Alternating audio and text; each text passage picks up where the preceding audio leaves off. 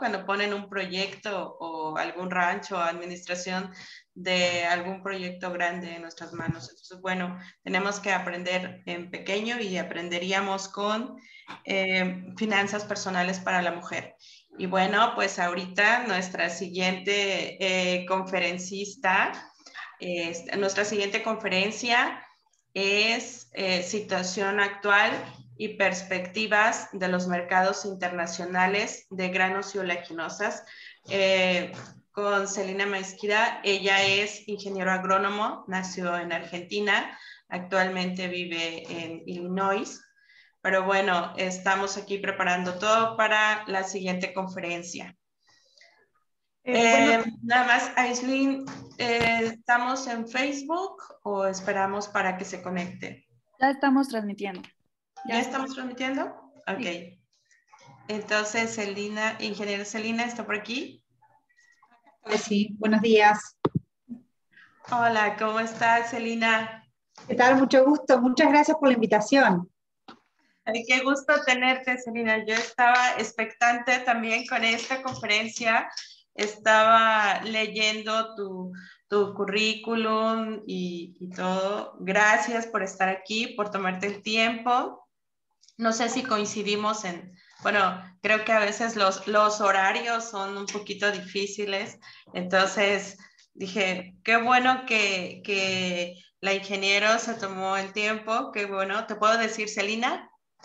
Sí, claro. ¿Te puedo tutear? Claro que sí, por favor. Okay. Qué bueno. Sí, con todo gusto. Muchas gracias. Bueno, pues ya les comentaba, Celina es argentina. Ella se desarrolla como vicepresidenta en desarrollo e investigación de mercados en RJ O'Brien desde 2014. No estoy muy familiarizada con el término, espero haberlo pronunciado bien, Celina. Asistiendo a clientes comerciales en sus necesidades de administración de riesgos y control de volatilidad en precios. Lo anterior, utilizando derivados de listados en over the counter en casi la totalidad de los pisos de remate del mundo. En RJ O'Brien, Celina se desarrolla como broker de futuros y opciones, consultora para diversos tipos de empresas comerciales en toda Latinoamérica. La amplia gama de empresas desde productores agropecuarios, acopios, industrias de producción avícola, ganaderas, empresas de molienda, logística, exportadores, importadores, instituciones agrícolas, entre otros.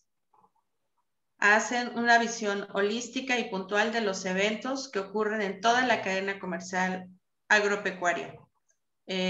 Celina brinda perspectivas fundamentales y estrategias definidas para la administración de riesgos a una red diversa y robusta de clientes. Como les comentaba, ella es ingeniero, ella es agrónoma, se graduó en la Universidad de Buenos Aires, en Argentina, y bueno, les comentaba también que actualmente ella vive en Chicago, Illinois. Bienvenida, Celina, un gusto tenerte con nosotros. Muchas gracias, Flor, un placer.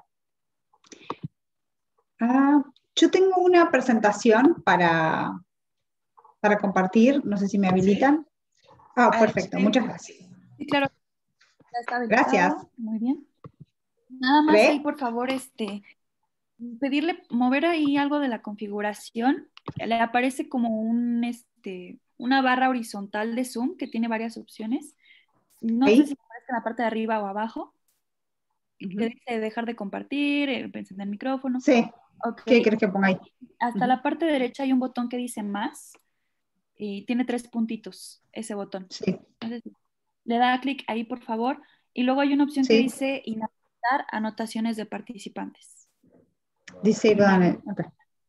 Ya está. Sería darle clic ahí y ya estaría todo. Perfecto. ¿Ya está todo? ¿Y ahí ven bien? Listo. Bueno, en primer lugar, les agradezco nada más era muchísimo. Darle clic ahí. Okay. ¿Y ya está perfecto? ¿Está funcionando? ¿Todos me ven? Sí. Ok. Sí, se ve todo muy bien. Bueno, Buenísimo. Bueno, en primer lugar les agradezco muchísimo la invitación. Es un placer para mí estar en este espacio. Lo cierto es bueno, que lo que voy a comentar hoy yo en la charla tiene que ver un poco con los mercados agropecuarios y lo que estuvo sucediendo en materia de precios. No sé cuán involucrados están en este tema, voy a tratar de hacerlo lo más entretenido posible, porque puede convertirse en un poco pesado todo esto de ver gráficas y numeritos y todo eso. La idea es que realmente se entretengan con esta charla, que le puedan sacar jugo o algo que ustedes se puedan llevar a su casa, a su hogar, o una pregunta que les deje, que les quede en la cabeza para ver lo que estamos haciendo. Y estoy abierta a preguntas, incluso para después de la charla, en cualquier momento y en cualquier situación. Les voy a dejar mis datos para poder seguir en contacto. Bueno, voy a arrancar con la charla, sí. Tampoco me extiendo porque como buena argentina nos gusta hablar, hablamos rápido y hay mucho para contarles. Bien, en primer lugar la empresa me hace poner esta gráfica diciendo de que todo lo que ustedes escuchen en esta presentación se va a autodestruir luego de haberlo escuchado. Básicamente es el disclaimer diciendo que todo lo que yo digo va a ser producto de su imaginación.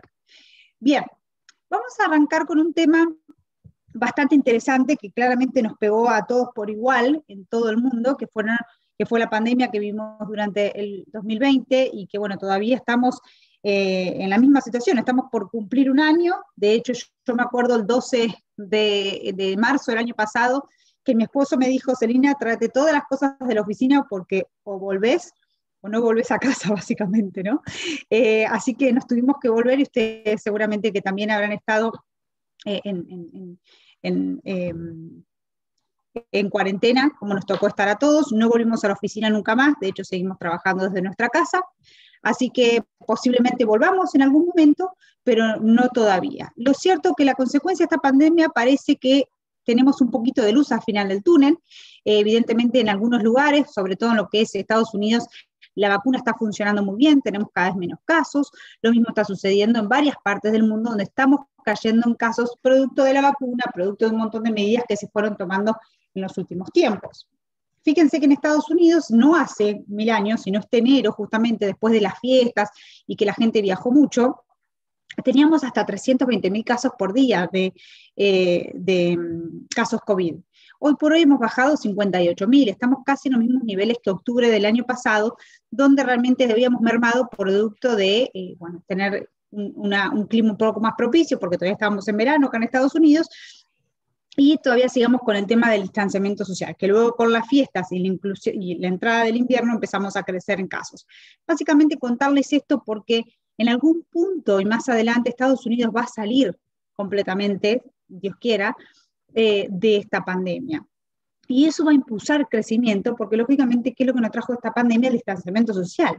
El distanciamiento social estropeó muchísimas empresas y muchas de las empresas se vieron muy complicadas. Entonces, volviendo a esta gráfica, básicamente lo que queremos decir es que producto de los 2 millones de vacunación que estamos haciendo por día acá en Estados Unidos, que se están haciendo, posiblemente para el verano, dentro de 3-4 meses, vamos a estar con la mayoría de la población de alguna manera inmunizada, y eso realmente es muy importante. El tema es que Estados Unidos tiene que sí o sí ayudar al resto de las naciones, porque en nuestros países, en Latinoamérica, realmente la vacuna viene muy lenta, no se están pudiendo vacunar los que realmente necesitan, y la situación va a ser muy, de alguna manera, desfasada. Si Estados Unidos y los países que pueden son los únicos que van a estar vacunados, claramente vamos a encontrar una divergencia con el resto de los países, ya que pueden empezar a brotar otro tipo de cepas, y esas cepas nos va a obligar a estar actualizando la vacuna todos los años o cada cierto tiempo, porque va a salir del COVID-1 al COVID-2 al COVID-3, y así vamos a ir actualizando este tema de la pandemia. Con lo cual, este es un problema de todos, no es un problema solamente de los países que tienen posibilidad de comprar las vacunas y poder estar aplicándolas, sino de todo el mundo por igual. Por lo tanto, es un compromiso social que tenemos en materia mundial de combatir este virus que tanto ha causado en el mundo.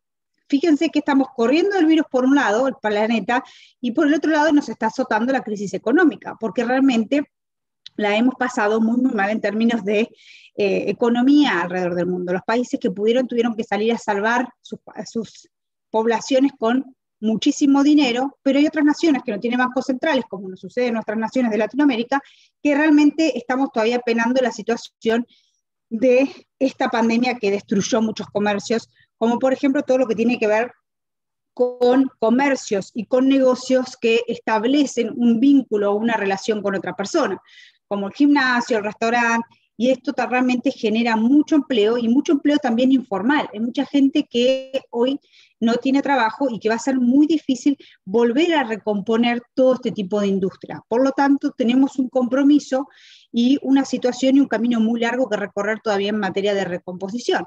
Acá en Estados Unidos, claramente, como les dije, se ha dado mucho dinero, se acaba este fin de semana de aprobar 1.9 trillones de dólares también por ayuda a COVID, para ayudar a muchas de las empresas, pero así todo, recuerden que Estados Unidos tiene 50 millones de habitantes en la línea de pobreza, para lo que llaman pobreza en Estados Unidos, que posiblemente no sea lo mismo en nuestros países. Pero realmente esto es un problema que vamos a seguir arrastrando y que en algún punto vamos a tener que empezar a ver cómo lo solucionamos. Ningún país quedó exento de la situación de crecimiento durante el 2020. De hecho, los países de Europa también han estado afectados sobre la situación COVID. Hoy por hoy también España está teniendo problemas para la aplicación de la vacuna. Tenemos problemas en varios lugares del mundo. No es de alguna manera lineal el que se encontró la vacuna y estamos todos vacunándonos. De hecho, vamos a tardar bastante. Pero fíjense que en Latinoamérica también hubo caídas de crecimiento del Producto Bruto Interno, o sea, del PIB, en casi todos los países de Latinoamérica, y con posible crecimiento de cara al 2021, de cara al 2022, en función de cómo podamos restituir. ¿Qué pasa en Estados Unidos? Discúlpenme que voy a hablar un poquito sobre economía, que no es mi especialidad, que no lo sé, pero para ponerle un poco de marco. Básicamente hemos cambiado de presidente, ¿no? Pasamos del señor Trump a Biden, y realmente lo que tenemos que ver es cuáles van a ser las nuevas políticas, sobre todo con China, porque si ustedes recuerdan, vivimos 2 o 3 años bajo esta estructura de guerra comercial, donde Estados Unidos y China se pusieron bastante astringentes con esta situación. Como ustedes bien saben, hay aranceles con China propuestos que de momento van a quedar de la misma manera. Lo que propone esta nueva Casa Blanca es una nueva estrategia de cómo encarar el tema con China, cómo abordar la situación con China, que va a venir de una manera un poco más, me imagino, o nos imaginamos, en busca de aliados para ir contra China o hacer frente en común a China, donde la Casa Blanca va a evaluar la eficiencia de estos aranceles, si realmente son buenos o no, y realmente el señor Trump en algún punto en la forma se ha equivocado o no, pero no estamos teniendo el efecto que se buscaba con el tema de los aranceles. El desempleo en Estados Unidos es cerca del 10%, no cerca del 6%, como se dice, por lo tanto sí hay un montón de cosas que hay que trabajar. Este paquete de apoyo de 1,9 trillones de dólares es lo que se estuvo aceptando este fin de semana, y es estratégico para que realmente se nos podamos incorporar como país, y la inflación todavía es tolerable, porque como ustedes bien saben, cada vez que hay mucha liquidez, eso genera más oferta de dólares, en consecuencia también es más inflación a mediano y largo plazo. La inflación todavía es tolerable, como les dije, y también va a haber un detalle de infraestructura. No todo va a ser gasto, ya que este trillón, 1,9 o casi 2 trillones de dólares van a ser gasto. Este trillón lo que va a hacer es un plan de infraestructura bastante gigantesco, que todavía tampoco está delimitado de cómo va a ser. Y hasta al 2021 seguramente que nos hagan pagar más impuestos, porque esto de algún lado tiene que salir. Bien, ¿qué vino pasando con el dólar? El dólar en Estados Unidos se vino devaluando paulatinamente. Esto también hace incrementar el precio de los commodities, porque ustedes imagínense que si el precio de la soja, del maíz, están tasados en dólares, si vos me decís que el dólar se devalúa, todas las monedas, tanto el euro, el yuan o el que fuera, tiene mayor capacidad de compra de estos commodities. Por lo tanto, esos commodities en sí suben de precio porque están más demandados. Esta puede ser una de las lógicas. ¿Qué vino sucediendo en los últimos 3, 4 días? El dólar se empezó a fortalecer. Fíjense que esta caída en el dólar también ayudó un poco a que los precios, o el último rally que hemos tenido en los precios, esté siendo alimentado. Sin embargo, no es que esto nos va a cambiar la tendencia completamente, que se acabó el rally de los productos agropecuarios porque el dólar se está fortaleciendo, pero sí estamos viendo de que este punto está siendo un poco diferente a lo que veíamos hasta hace un tiempecito.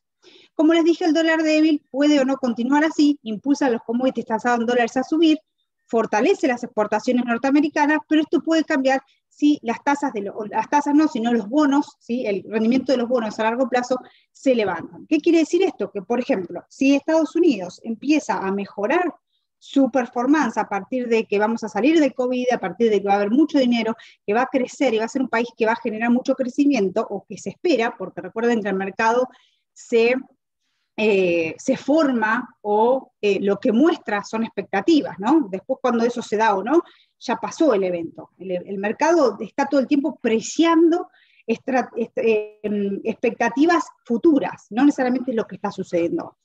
Bien, entonces lo que queremos decir con esto es que si estos bonos a largo plazo, o el rendimiento de los bonos a largo plazo empieza a crecer, realmente Estados Unidos, con esta también fortaleza por grado de estar creciendo, podría generar en algún punto un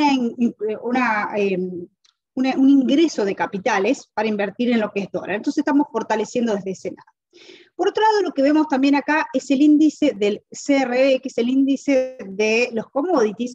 Más que nada, este índice es un pool de commodities o una canasta de commodities que ponemos petróleo, maíz, soja, todo lo que fuera, y lo empezamos a ponderar en un índice. Y hoy el índice nos da bastante parecido a los años 2012 y 2013, donde también teníamos un boom de commodities en alguna manera. Bien, y acá estamos en un tema estratégico, que es China.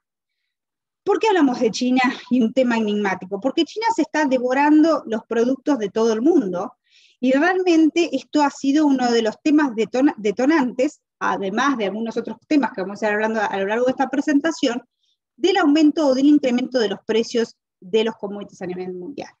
¿Qué tiene China como para empezar a destrabar un poquito el tema de China? China tiene algún tema con atajos productivos, porque fíjense que China, al no tener democracia, ¿sí? Van todos por un bien común, van todos a lo mismo. Entonces, si definen y es estratégico producir determinados bienes y servicios, lo van a producir independientemente de que sean rentables o no, porque el gobierno los va a estar ayudando, ¿sí? Además, lo que tienen es el crecimiento estratégico para el 2050, donde ellos quieren ser realmente, no solamente el Made in China en términos de cantidad y de productos, sino también en calidad. Van a mejorar, y para mejorar todo esto, lo que tienen que hacer primero y principal es tener todos los habitantes bien alimentados. Y fíjense que China tiene 1,3 billones de habitantes. A ver, que es una proporción muy importante del mundo. Y si hacemos una especie de analogía, fíjense que en el mundo hay 6,8 billones de habitantes, sin contar China, y si para todos esos habitantes, si los dividimos por la cantidad de hectáreas que hay en la Tierra, nos tocarían 2 hectáreas a cada uno, de los cuales un 25% de eso, o 0,2, serían arables. China, por otro lado, tiene 1,3 billones de habitantes, de los cuales solo tiene 0,8 hectáreas por habitante, pero solo tiene el 0,1 de tierra arable. Por lo tanto, China tiene que ir a buscar a otro lado para alimentarse. Fíjense que en el año 2000, China necesitaba en el mundo 675 millones de hectáreas para alimentar solo a China, que las buscaba de soja de Estados Unidos, soja de Brasil, de Argentina, como fuera. De Australia buscaba trigo y así sucesivamente. Al año 2017, China necesita 6.784 millones de hectáreas, que también vienen de los mismos lugares y los mismos productos, pero fíjense que cada vez necesita más para alimentar su población. Bien, ¿qué es lo que se produjo en los últimos años? China, lógicamente, produce mucho maíz, es el segundo productor importante de maíz a nivel mundial, después de Estados Unidos, pero se consume todo lo que produce y claramente no le queda nada para exportar. Pero lo que tiene China, a diferencia de todos los restos de los países, es que China no dice o no es honesto con sus stocks, no es honesto con su producción, no es honesto con su consumo, por lo tanto estamos todos adivinando y todos parados de pestañas cuando China necesita o cuando China no quiere. Y realmente nos maneja a todos en ese sentido. Por lo tanto, fíjense que algunos números muestran que China estuvo muy estable con la producción de maíz durante los últimos años, en 260 millones de toneladas más o menos, sin embargo estuvo consumiendo cada vez más. ¿Qué estuvo haciendo? Comiéndose stocks. Recuérdense que en algunos está con este tema de los mercados, durante los últimos años estaban diciendo sobre las subastas de maíz, estaban vendiendo mucha parte de los stocks que tenían en subastas porque los tenían guardados y los vendían para utilizar para etanol. También esos stocks estaban con una calidad bastante mala porque hacía mucho que los tenían guardados. Con lo cual se fueron consumiendo todos esos stocks y no les quedó otro últimamente que importar maíz. Y fue un tema muy, muy candente en los últimos 6 meses. China, sin antecedentes, o desde el año 2013, que había importado 5 o 6 millones de toneladas, no más que eso, de maíz, este año ya está importando en Estados Unidos aproximadamente unas 22 millones de toneladas, y otras 3 o 4 de Ucrania, por lo cual hoy China consume muchísimo maíz. No solo el que produce, sino también el que está importando. ¿Qué muestra esta gráfica? La línea azul es el precio del maíz en Dalian, el mercado de China. Y la línea blanca es el precio del maíz importado desde Estados Unidos, puesto en un puerto chino, ¿sí? O sea, trasladado completo y todo, puesto en un puerto chino. Si yo soy un productor de huevos o de cerdo en China, me conviene traer una tonelada desde Estados Unidos, que me sale $300, y no comprársela al agricultor de al lado mío, que me sale $4.37. ¿Qué quiere decir? Que tengo un margen de importación de $137 por tonelada. Por lo tanto, eso lógicamente hizo que ingrese mucho maíz desde América o de otros lugares, porque lógicamente, si me estás diciendo que este es el precio del maíz en China, claramente te estás quedando sin maíz. Bien, ¿y por qué? ¿Qué pasó en los últimos tiempos y qué es lo que estuvo modificándose? China tuvo una peste porcina bastante importante que arrancó en el 2016-2017 y que ahora se está hablando nuevamente de todos estos brotes, y eso generó un hueco productivo muy, muy grande en China. ¿Cómo era esa producción de China? Bueno, fíjense que la producción de China es de cerdos de traspatio, o sea, cada uno de los agricultores o los granjeros tenían 4 o 5 cerdos en el patio de su casa y les daban de comer sobras, de lo que les sobraba un poco de arroz, un poco de esto, un poco del otro. Eso lógicamente ha generado un foco de infección muy grande porque todos esos cerdos convivían con el cerdo del vecino y los vendían en estos wet markets que los llevaban en la motito a vendérselos en estos mercados, y claramente esto fue un foco muy importante de infección de la fiebre porcina. Como en China se lo proponen y como se lo propusieron con el coronavirus, que cerraron las casas, le soldaron la puerta a la gente para que no salga y no se sigan contagiando y todo lo que sea, lo mismo están haciendo con este tema. Se acabó el tema del cerdo del traspatio, se van a hacer cerdos estabulados como esta forma, y este cerdo, que lo ponen en este tipo de clínicas, si se quiere, o de hospitales, porque así es como se van a terminar produciendo, para producir carne de cerdo, claramente necesitan una dieta diferente, y esa dieta es a base de maíz y de pasta o de harina de soja. Por lo tanto, China se ha propuesto esto, y cuando se lo propone, resuelve las cosas. ¿Por qué? Porque la democracia no nos estorba. No están ahí pensando, bueno, a ver qué quiere cada uno y en 4 años cambia las reglas de juego o en 6, como sea. No, ahí lo que se propone se hace y no hay otra. Bien, ¿cómo han sido las importaciones de carne de cerdo en los últimos tiempos en China? Fíjense a partir del 2017, 2019, fíjense durante el 2020 todo lo que se importó en términos de kilos, y fíjense el precio de la carne de cerdo como ha aumentado, y esto tiene que ver lógicamente porque no solamente ha demandado más, sino que ellos no tenían carnes de cerdo por esta situación de la fiebre porcina. Bien. Acá lo que... ¿Qué me quedó? Bien, terminamos con un poquito el tema de China, y lo que yo quería contar sobre esto es el tema de qué es lo que estuvo sucediendo desde el año pasado durante la pandemia a cómo estamos hoy, como para empezar a encontrar cuáles fueron los datos y cómo el mercado se fue moviendo en función de eso. Y yo lo puse, el 2020 es imposible de predecir, parte 1, y lo dividí en 3 partes. Bien, el año pasado Brasil cerraba una campaña récord y China compraba soja agresivamente ahí. Recuerden que Brasil es el principal productor de soja del mundo, pasándolo a Estados Unidos. Esta fase 1, que tenía China con Estados Unidos en su momento, que la habían firmado en enero, si ustedes se acuerdan, fue como ignorado completamente por China, y China no compraba nada en Estados Unidos y seguía comprando en Brasil. Estados Unidos tiene intención de sembrar una superficie récord de maíz. Todo esto que lo estoy contando es un año atrás, ¿sí? Como si yo me parara ahora en marzo del 2020.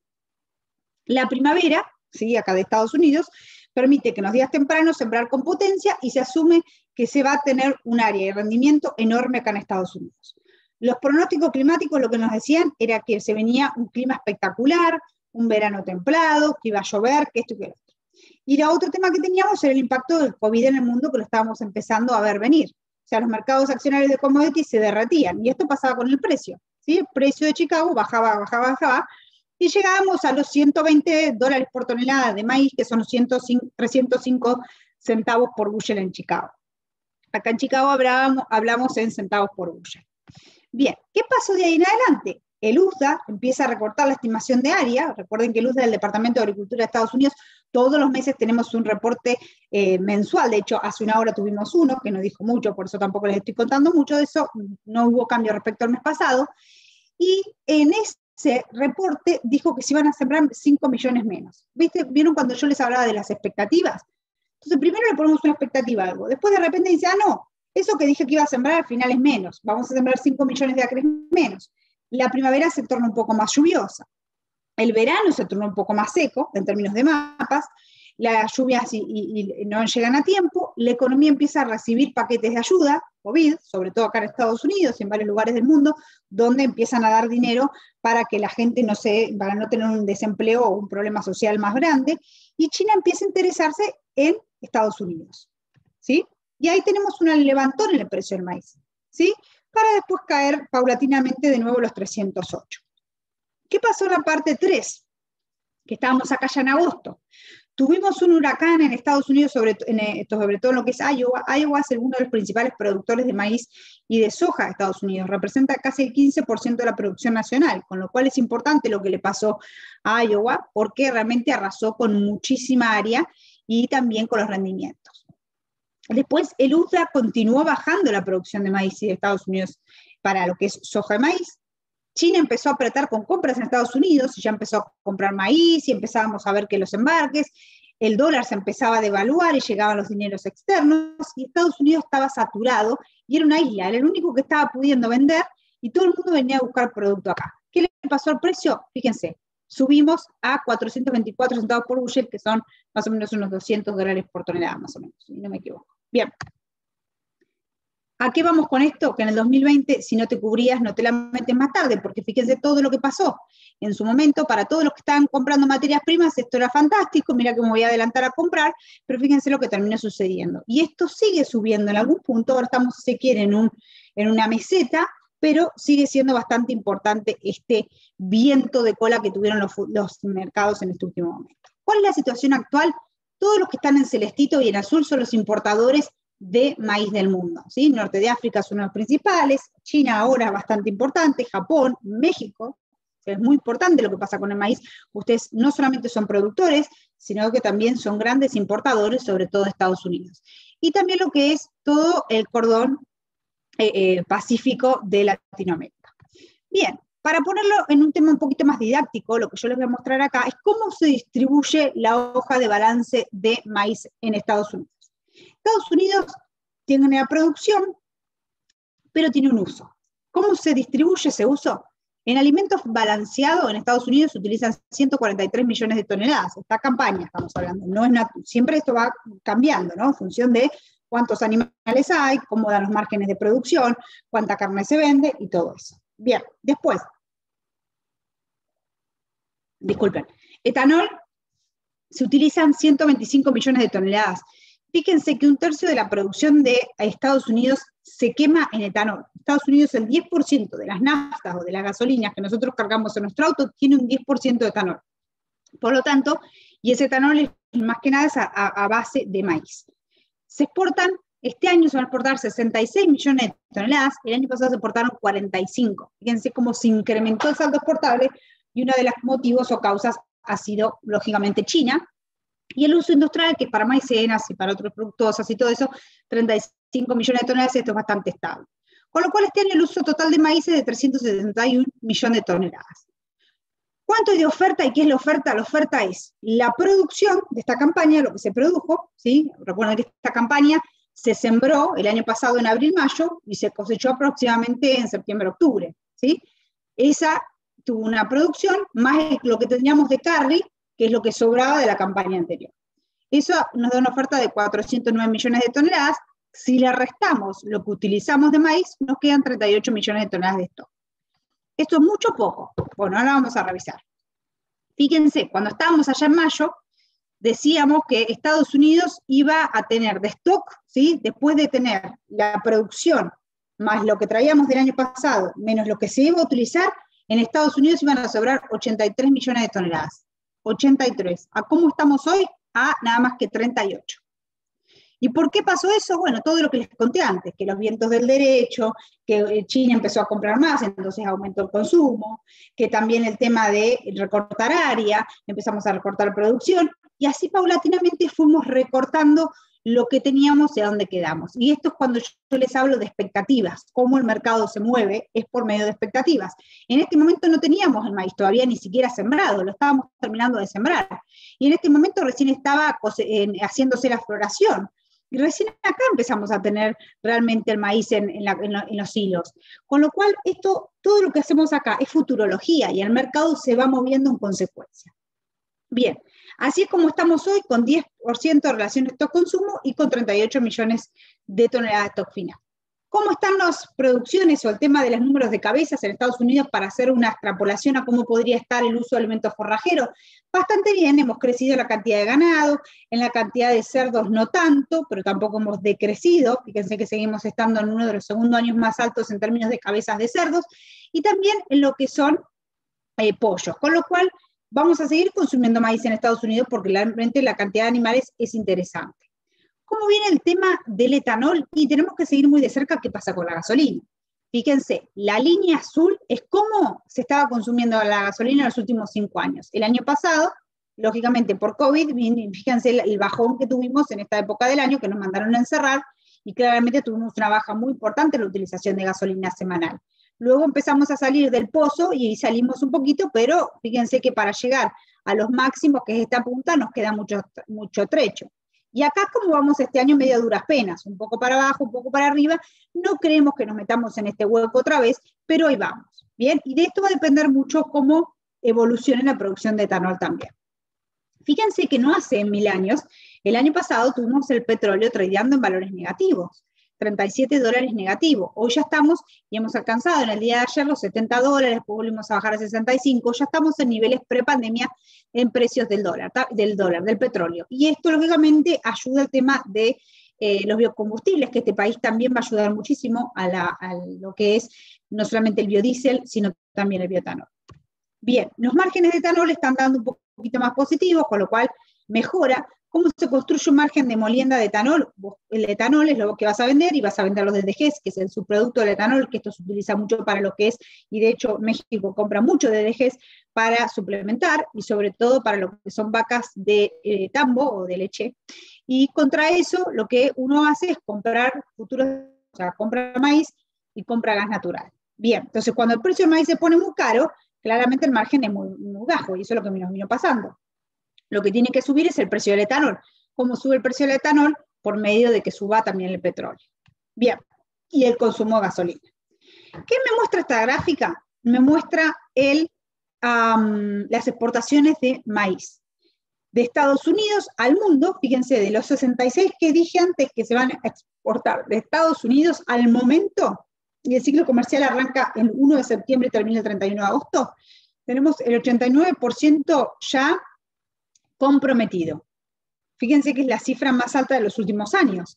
89% de lo que se piensa que se va a exportar esta campaña ya está comprometido. No está embarcado, todavía tiene que salir todos los embarques, pero está realmente comprometido. Alguien lo estuvo comprando.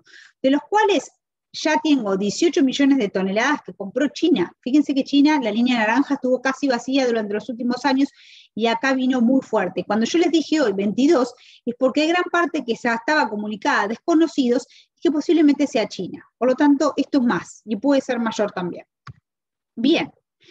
¿Y dónde está yéndose eso de China? ¿Por qué? Y esto se los expliqué antes. Básicamente, los cerdos están siendo alimentados con maíz y con harina de soja, porque pasamos de tener los cerdos en traspatio a tener cerdos estabulados. Fíjense que no hace mucho, en el 2000, el 74% de las granjas de cerdos en China eran de cerdo traspatio, o cerdo que te lo tenían ahí comiendo en el patio de la casa, y hoy cada vez es menos. Entonces cada vez vamos a tener una posibilidad de tener importación por parte de China, tanto de maíz y de soja, para darle de comer a cerdos que están estabulados ya en una forma más tecnificada. El otro tema interesante es qué le pasa a los competidores de Estados Unidos, que son Argentina y Brasil, y Ucrania. Ucrania, si se quiere, es del mismo hemisferio, con lo cual compiten al mismo momento, pero Argentina y Brasil realmente tienen una producción interesante. fíjense que Brasil está recién terminando de sembrar, recién sembrando, no está terminando porque el 50% de siembra de safrinha ya tendría que haber casi terminado, que es el maíz que se siembra atrás de la soja, en lo que es Brasil, y que con el tema del atraso de la cosecha de soja, por el tema de las lluvias en este momento, que seguramente si alguien está en el tema, estuvieron escuchando, eso trae aparejado también el tema de un atraso en la siembra, porque esa cosecha de soja que se hace, ni bien se cosecha la soja, entra atrás el maíz. Y si se atrasa la soja, la cosecha claramente se atrasa la siembra de maíz. Y eso puede tener algún problema, porque lo que pasa, o lo que puede terminar pasando, es que la floración de ese maíz puede quedar en un momento donde no va a tener las condiciones óptimas para poder desarrollar la producción, porque puede llegar en un momento donde no esté la mayor capacidad de agua. Con lo cual ese es un tema que está atravesando Brasil, y Argentina por hoy tiene una sequía impresionante, que está atravesando también el periodo crítico para lo que es el maíz tardío, que es el que se siembra en diciembre y se cosecha más que nada en junio. Argentina tiene 2 ciclos de maíz, el otro maíz se siembra temprano, que es en septiembre, y ese es el que se está cosechando en este momento con nada más que un 2% avance de cosecha. Pero esto está en el aire, todavía no sabemos cuánto va a producir Argentina ni Brasil. Fíjense lo que le decía recién, el progreso un 50%, tendríamos que ya el 80-90% de la siembra terminada, y vamos un poco más lento, pero bueno, se puede ir avanzando y todavía hay expectativas de que pueda haber una buena producción safrinha, pero recuerden que está todo en el aire. Y Argentina, fíjense que fue desmejorándose paulatinamente, la semana previa tenía más que el 25% bajo sequía, hoy tiene el 32% bajo sequía. Y fíjense cómo Estados Unidos, no hace mucho, fíjense que en el 2004-2005, 2005-2006, Estados Unidos representaba el 70% de las exportaciones mundiales, paulatinamente fue perdiendo ese espacio, bueno, lo fue perdiendo acá en el 2012 por la sequía, pero fíjense que recientemente lo estaba perdiendo porque Argentina y Brasil cada vez se exportaba más, y Estados Unidos se quedaba como caro frente a esos orígenes, y hoy Estados Unidos está repuntando en lo que es la participación o el market share en su exportación de maíz a nivel mundial. Y volvemos a la gráfica de los stocks, viendo los stocks de otra manera. Cuando yo le digo 38 millones de toneladas, acá claramente yo se los estoy mostrando en bushels, por eso lo ven así, pero fíjense que hay espacio, cómo hemos caído, perdón, en términos de stocks desde los últimos 5 o 6 años a cómo estamos hoy. Y la relación stock-consumo, que es la relación de los stocks dividido la demanda, está cada vez más baja. Este 8% es lo que dice nuestro research, nuestro economía en jefe, nuestro research en RJ O'Brien, pero el USA está todavía en el 10%, con lo cual, si empezamos a perforar la barrera del 10%, claramente nos vamos a otro sector. Fíjense esta gráfica del precio continuo de maíz desde el 2006 a la fecha, y básicamente esto nos está mostrando donde los stocks en Estados Unidos estaban por debajo, por encima del 10%, como los precios estaban muy acotados. Y si ustedes tienen memoria y se acuerdan, desde el 2014 al 2020 tuvimos un precio de maíz muy acotado, donde sabíamos muy bien que cercano de los 3.20, 3.40 había que estar comprando maíz, y sabíamos muy bien que en los 4.20, 4.50 había que vender el maíz. Y esto era porque teníamos stocks muy altos, ¿sí? Teníamos stocks muy altos de maíz, con lo cual no teníamos mucho espacio para que se levante. Este año nos hemos salido de contexto, estamos muy parecidos a la situación que se vivió el 2011, 2012, donde teníamos stocks ajustaditos en Estados Unidos. ¿Esto vino para quedarse? No tenemos idea de lo que va a pasar en el futuro. Cualquier persona que te diga que sabe qué va a pasar en el futuro te está mintiendo, o tenés que mirar si en su casa tiene 5 Ferraris estacionadas, porque claramente no sabemos qué es lo que va a pasar. Lo que sí miramos son tendencias. Bien, entonces le vuelvo a hacer la pregunta, estos 38 millones de toneladas de stocks en Estados Unidos, ¿es mucho o poco? Bueno, los márgenes de producción de cárnicos, como para ir resumiendo maíz, en Estados Unidos son buenos, como les dije, hay mucha cantidad de cabezas de bovinos, de cerdos, de pollos. Los márgenes de etanol comienzan a ser un poco más positivos porque empieza a subir el precio de la energía, y recientemente el precio del maíz se estabilizó un poquito. Las exportaciones son fuertes y competitivas. Los stocks en Estados Unidos preocupan porque hay una tendencia ajustada, y Brasil y Argentina aún están inestables en producción. No tenemos resuelto todavía qué es lo que le va a pasar a Sudamérica. Vamos a soja. Soja tenemos dos formas. De dos formas se va la soja en Estados Unidos. O se muele con una fábrica de molienda, o se exporta para ser molida en otro lugar, porque la soja como poroto no se utiliza en ningún lado del mundo. Siempre hay que molerla, sacar harina, sacar aceite. O se exporta y se muele en casa, en la casa que sea, o en el país que sea, o se mueve en Estados Unidos y se vende la harina y el aceite, ustedes le dicen pasta. Entonces, el uso total de soja de 124, que está compuesto por 60 millones de toneladas que se muelen y otras 61 millones de toneladas que se exportan. La oferta, que es la producción de este año, más lo que traíamos arrastrando de la campaña anterior, 127. Si le sacamos los 124, nos quedan 3 millones de toneladas de stock para llegar a la próxima campaña. Eso es nada, es muy poco. Por eso estamos viendo los precios de la soja donde nos vemos. Muy poco.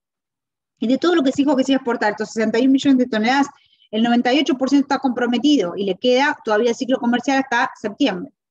China, ¿qué hizo? China se compró bastante de todo esto, unos 34, 35 millones de toneladas. Fíjense que no compraba nada antes por fiebre porcina, China, y por guerra comercial, donde compraba en Sudamérica. Y este año, Brasil está exportando en este momento, está cosechando en este momento. Y hay que ver qué pasa con esto, porque esto es un tema donde si ya China compró tanto en Estados Unidos y tiene que comprar en Brasil, vamos a ver si tiene que comprar tanta soja o no. Entonces esto puede ser un arma de doble filo, donde hoy vemos que estos stocks pueden llegar a seguir siendo alcistas, pero tenemos la contrapartida de toda la soja que se viene de Sudamérica. Bien, ¿y la molienda cómo viene? Viene espectacular. Estados Unidos viene moliendo récord mes a mes. ¿Por qué mes a mes? Porque la línea gris nos dice el récord de que se molió mes a mes en años anteriores, el azul es el año pasado y el rojo es este año. Todos los meses, desde que arrancó el ciclo comercial en septiembre, lo que tenemos es una molienda por encima. ¿Sí? Más soja se muele en Estados Unidos, se exporta más aceite y se utiliza más harina. Recuerden que de la molienda el 78% es harina, el 18% o 17% es aceite. Y lo que viene muy fuerte en este momento son los precios de los aceites, porque los aceites se están demandando mucho, no solo para biocombustible, biodiesel, sino también para consumo humano. India viene comprando mucho aceite. China es deficitario en aceite, además de toda la soja que compra para producir harina, además tiene que producir aceite, claramente tiene que importar aceite porque no le alcanza. Con lo cual, si China por alguna razón no puede comprar más soja porque sigue con el problema de la fiebre porcina, igual va a tener que importar mucho aceite porque no le va a alcanzar. Con lo cual, el aceite viene generando muy fuerte el margen de molienda. Sin embargo, les dije que el aceite representa el 19-18% de la molienda, con lo cual, si muelo solo por aceite, me va a sobrar harina. Entonces la harina hoy es la pata más floja de esta molienda, que después se arbitra de algunas maneras.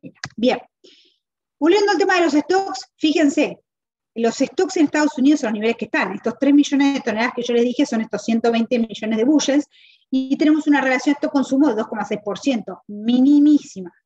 ¿Sí? Estamos rascando los hilos en Estados Unidos, no hay nada más. No hay soja en Estados Unidos. Y hay que alcanzar a llegar a la próxima campaña, que se empiece a cosecha en octubre recién, y que todavía ni se sembró.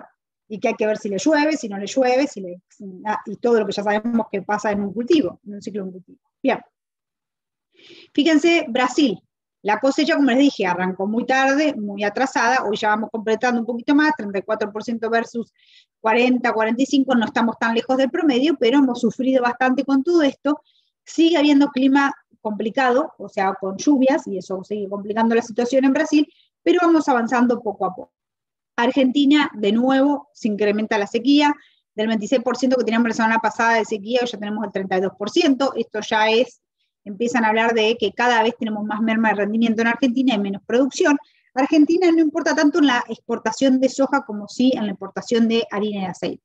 Argentina es el exportador del mundo de harina y aceite de soja. O sea, ¿por qué? Porque no consumen tanto, pero además se muele mucho. Casi toda la soja que se produce en Argentina se muele, muy poquito se exporta como poroto para que sea molida en otro lado. Bien, entonces, soja, molienda firme a pesar de los márgenes de molienda que no son tan buenos, porque si yo les digo que el precio de la soja subió, el de la harina más o menos, y del aceite subió, si la harina es lo que más me representa en el margen, claramente los márgenes son muy buenos, pero en el cash, cuando le sumamos las bases, sí son buenos. Hay fuerte demanda de aceites y también la harina, por más de que el precio no suba tanto y no sea tan fuerte como el aceite, siguen siendo positivos. Las exportaciones muy sólidas por parte de China. China porque mejoró sus márgenes de molienda, China porque está restituyendo el stock porcino, y China porque en la fase 1 claramente tuvo que comprar en Estados Unidos. Pero bueno, podrían descender en estas compras en la medida que Brasil exporte más. Y Estados Unidos hoy está administrando existencias marginales. Lo que les dije, esos 3 millones de toneladas que le queda a Estados Unidos es nada, es muy poquito. Pero estamos entre medio con Brasil y Argentina para que suplan en lo que Estados Unidos vuelve a producir, que tampoco resuelve el tema. Entonces, por eso digo que para mayo en adelante también seguimos teniendo problemas. El farmer en Estados Unidos vendió el 80% del maíz y el 90% de la soja. Y empezó a vender cuando los precios eran malos. Imagínense que no tiene más ganas de vender nada porque si el precio sigue subiendo no les hace ningún chiste estar vendiendo cuando el precio sigue subiendo. Entonces esto es alcista flat price. El USDA tendrá que comprar maíz o soja en Sudamérica, porque imagínense que si hay que darle de comer a tantos cerdos, a tanto ganado, y resulta que Estados Unidos se queda sin maíz o sin soja, va a tener que importar de Sudamérica o de algún lado para poder seguir generando la misma situación. Entonces, tiene el temor Estados Unidos de no poder unir una campaña con la otra, de no saber si llegamos con estos stocks a fin de año, que es donde vamos a tener la producción de la nueva campaña. Entonces, un mercado alcista, las bases suben, ¿sí? Los spreads o los pases se cierran, ¿sí? Hoy es más caro que mañana. Recuerden que Chicago tiene muchas posiciones para los que son los productos. Los futuros empiezan a subir, los futuros de cualquier producto. Los tipos, y hay dos tipos de mercados alcistas. Uno por oferta, de repente tengo menos oferta, o porque la demanda es más agresiva. Y medio que tuvimos un poco de los dos, porque tuvimos una oferta que se fue reduciendo paulatinamente en Estados Unidos, más una agresividad de la demanda, sobre todo por parte de China, y sobre todo también por el mundo. Porque hicimos un análisis muy malo del mundo, pensando de que con una pandemia el mundo iba a dejar de consumir. Y dejó de consumir lo que sea menos alimentos.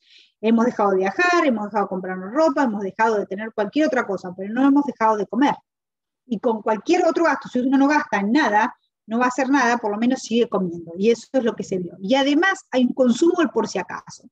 Muchas naciones no se pueden permitir tener problemas inflacionarios, ni se pueden permitir tener problemas sociales porque el precio de los alimentos les incremente mucho, como ha pasado con la primavera árabe o con muchas otras cuestiones. Por lo tanto, lo que se ha visto es, de alguna manera, países comprando mucho, mucho, mucho para realmente tener por si acaso stocks. Bien.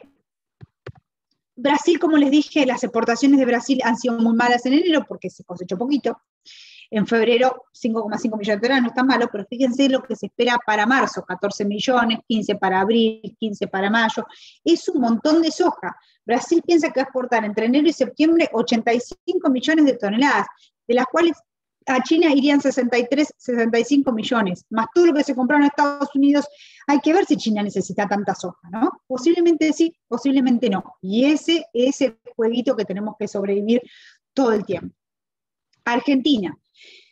Argentina es otro problema porque el farmer no vende soja. Sí está vendiendo un poco más de maíz porque ahora se acomoda un poquito, se devalúa un poquito la moneda oficial. Entonces, cuando se devalúa la moneda oficial, el agricultor vende un poquito, pero ha vendido más maíz y no soja. La soja la sigue reteniendo, ha vendido solo el 17% versus el 27% el año pasado. ¿Qué pasa con Argentina? Que tiene dos tipos de cambios, como el tema de Venezuela, no sé si han escuchado, pero Argentina tiene una persona o una empresa no puede comprar dólares. Bajo ningún punto de vista se pueden comprar dólares en Argentina. Entonces, pero tiene una cotización todos los días que te dice que el peso vale 90 pesos, ¿sí? Un dólar. Pero vos no puedes comprarlo en ningún lado. Si vas al mercado que no es oficial, te lo venden al doble. En algún momento te lo vendían al doble, al 140%, ahora te lo venden al 60%. ¿Sí? Es como si yo te diría, en México, vos para vender soja, el precio cotiza a 20 pesos la tonelada de soja. Pero vos no podés comprar esos pesos. Tenés que ir en el banco. Si vos querés comprar pesos para quedarte, perdón, vos no querés comprar esos dólares, para quedarte en dólares, vas y tenés que ir a comprarlo a un mercado que no es el oficial, y te los venden a 40. Entonces, al final vos perdiste en tu capacidad de la soja que vendiste el 50%, o el 100%, o lo que fuera, en función de a cuánto te lo vendan. Entonces, el argentino no vende por esa razón, porque tiene un desfasaje en las monedas, y realmente no es una situación que te genere mucho rédito. Bien, ¿y cómo estamos ahora en estos momentos? Lo que a nosotros nos gusta ver es, si comparamos la situación con otros años, en el momento donde arrancamos con stocks muy ajustados en Estados Unidos con soja, hemos entrado en una zona de calma a los futuros y después, bueno, elige tu propia aventura una vez que pasemos la floración. O se nos complica la floración y nos secamos y de repente China viene a comprar con todo y de repente tenemos un montón de problemas, o de repente todo con calma y con pausa nos vamos a caer descendentemente en los precios. Entonces, no sabemos cuál va a ser, futurología no sabemos hacer. Lo que sí sabemos es que hoy por hoy sí estamos atravesando un periodo de un poco más de pausa en los mercados. Próxima campaña que se está por sembrar ahora acá en Estados Unidos, Fíjense que se van a sembrar 8 millones de acres más que respecto al año pasado. ¿Por qué? Porque los márgenes son espectaculares. Se va a sembrar más maíz, se va a sembrar más soja y un poquitito más de trigo y otros productos. La relación soja-maíz, ¿sí? Que vamos a decidir qué es lo que más va a sembrar, está más a favor de la soja, pero el farmer es más maicero, con lo cual se tiene que definir, va a sembrar más maíz que soja. Y los márgenes de producción, fíjense, maíz sobre soja, antecesor de soja, da una rentabilidad del 25% en lo que es el estado de Iowa, y en el estado de Illinois al 16%, una soja arriba de maíz, antecesor maíz, da un 24% de rentabilidad versus en Illinois 22%. ¿Qué quiere decir esto, independientemente del número? Que están haciendo un montón de dinero, que el farmer hoy, cualquier producto que siembre le va a dar mucha rentabilidad. Todo esto yo lo miro todos los años yo veo este número en rojo o muy chiquitito, tipo 1%, 2%. Este año van a hacer mucho dinero. Igual el farmer viene con mucho dinero, porque incluso el año pasado, habiendo vendido precios no tan buenos, aunque aparte que la vendió bien, fíjense que el farmer tenía ayuda a COVID, ayuda a guerra comercial, subsidios por esto, por lo otro. Realmente el agricultor acá está ayudado de alguna manera. Este año no va a tener tanto subsidio, pero sí va a tener rentabilidad propia. Bien, pero así todo, sembrando todo, lo que ahora se sospecha, que no sabemos qué es después lo que puede llegar a pasar, no resolvemos el problema de los stocks finales. Fíjense que yo les dije que 10% es como una barrera donde nos dice que por abajo es una situación bastante explosiva, donde los fondos y todo el mundo ataca la compra de productos, como de commodities, y por encima del 10%, por debajo, por encima del 10%, estamos mucho más holgados en stocks. Entonces, fíjense que para el año que viene, y esto es una proyección, estaríamos ahí justitos con el maíz, y en soja no resolvemos el problema. En soja no se resuelve el problema el año que viene, a menos que digan no compro más. Y bueno, ahí sobran stocks. Pero más que sembremos lo que sembremos, no vamos a tener el problema de la soja en Estados Unidos. Entonces, en Sudamérica no será una catástrofe la producción, pero va a ser un poquito menos.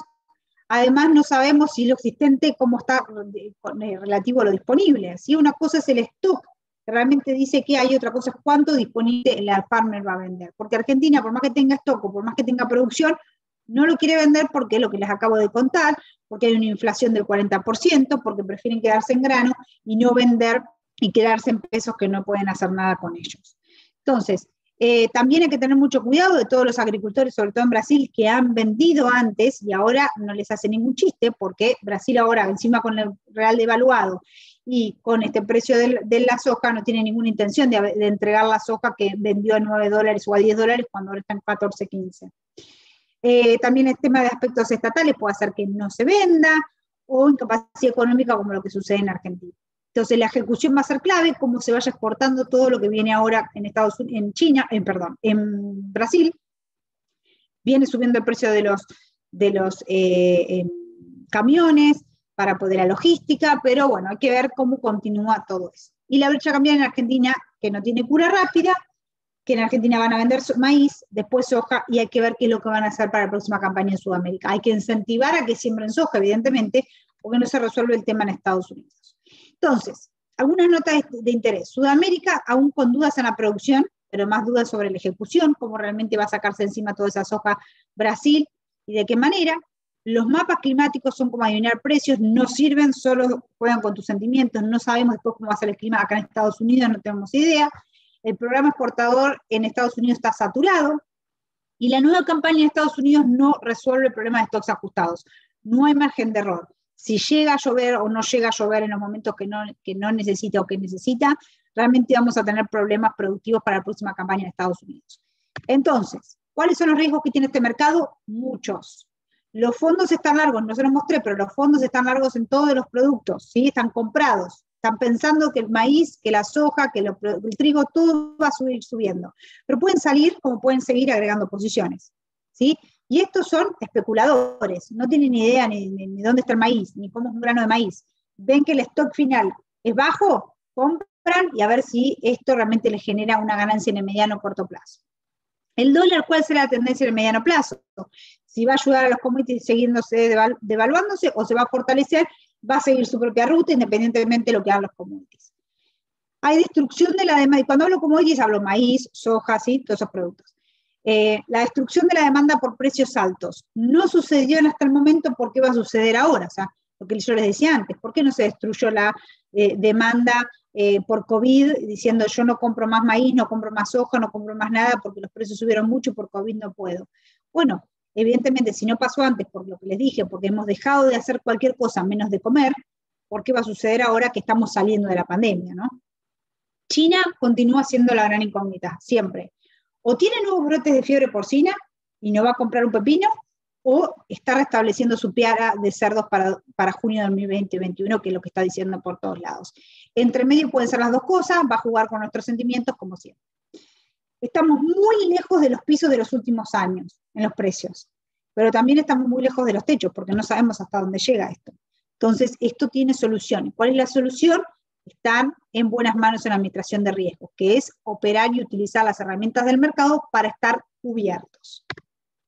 Y acá es una analogía, ¿no? Pero cuando vamos a la fila de la Consejería de Precios, que todo el mundo quiere que le digan para dónde va a ir el precio, en realidad es que la razón y lo que es la cura de nuestros males en este sentido tiene que ver con la administración de riesgos, la utilización de coberturas. Nadie sabe para de dónde va a ir el precio. Lo que sí sabemos es cuáles son los márgenes que nosotros queremos darle a nuestro negocio, qué es lo que queremos seguir perpetuando en ese negocio y cuáles son las herramientas que podemos tomar para limitar esos riesgos. Eso sí lo podemos hacer, los mercados de futuro nos lo permiten hacer todo el tiempo. Y acá les dejo mis datos para los que tienen alguna duda, consulta, queja, lo que necesiten. Yo les agradezco muchísimo su tiempo. Espero no haberlos aburrido o espero no haber ido muy rápido, pero estamos a las órdenes para lo que vayan necesitando. Muchas gracias, Celina. No fuiste muy rápido, muy interesante todos los datos que nos presentaste. Tenemos algunos comentarios. Ingeniero Ismael.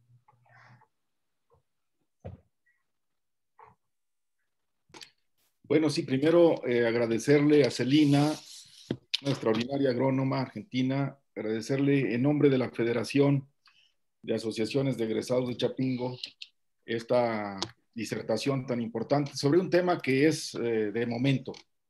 Digamos, mucha gente cuando hicimos, hace 2 semanas hicimos la Semana del Agrónomo, una semana completa de eventos donde agrónomos y agrónomas participaron y mucha gente nos decía, ¿por qué no hay una conferencia sobre la situación de los granos, sobre la situación del mercado?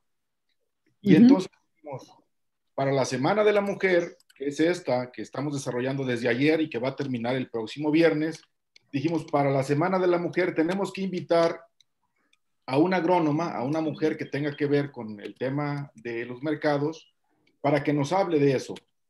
Y por eso fue que tomamos la decisión de invitar a una extraordinaria agrónoma, además conocedora, como ustedes lo han podido constatar, de los mercados, a Celina. Decidimos invitarla y bueno, nos llena de mucho agrado que estés con nosotros, Celina, y que puedas pues exponernos toda tu experiencia, todos tus conocimientos, todo lo que has venido desarrollando, sobre todo desde 2014 como vicepresidenta de Desarrollo de Mercados de R.J. O'Brien. Y bueno, esto es una gran oportunidad, yo creo, colegas, toda la gente que nos visita. Además, tenemos bastante audiencia, pocas conferencias rebasan los 200 asistentes. Empezó Celina a exponer y empezó a crecer el número de asistentes. Así es. Y bueno, eso nos da mucho gusto, pero eso confirma en gran medida el interés que hay sobre el tema de los granos. Yo quisiera que la gente que nos acompaña, que son agrónomos, agrónomas, pero que también son personas productoras de granos, de maíz, de sorgo, de trigo, productores de muy poquito, pero también tenemos productores de oleaginosas como la soya, el cártamo, etcétera, que pudieran tomar la palabra, que pudieran preguntar, que pudiéramos aprovechar, abusando un poquito de la confianza que nos tiene y le tenemos a Celina, pues que pudieran preguntar sobre el tema. A mí me gustaría también, Celina, que en alguna oportunidad nos pudieras platicar de los servicios que ustedes ofrecen.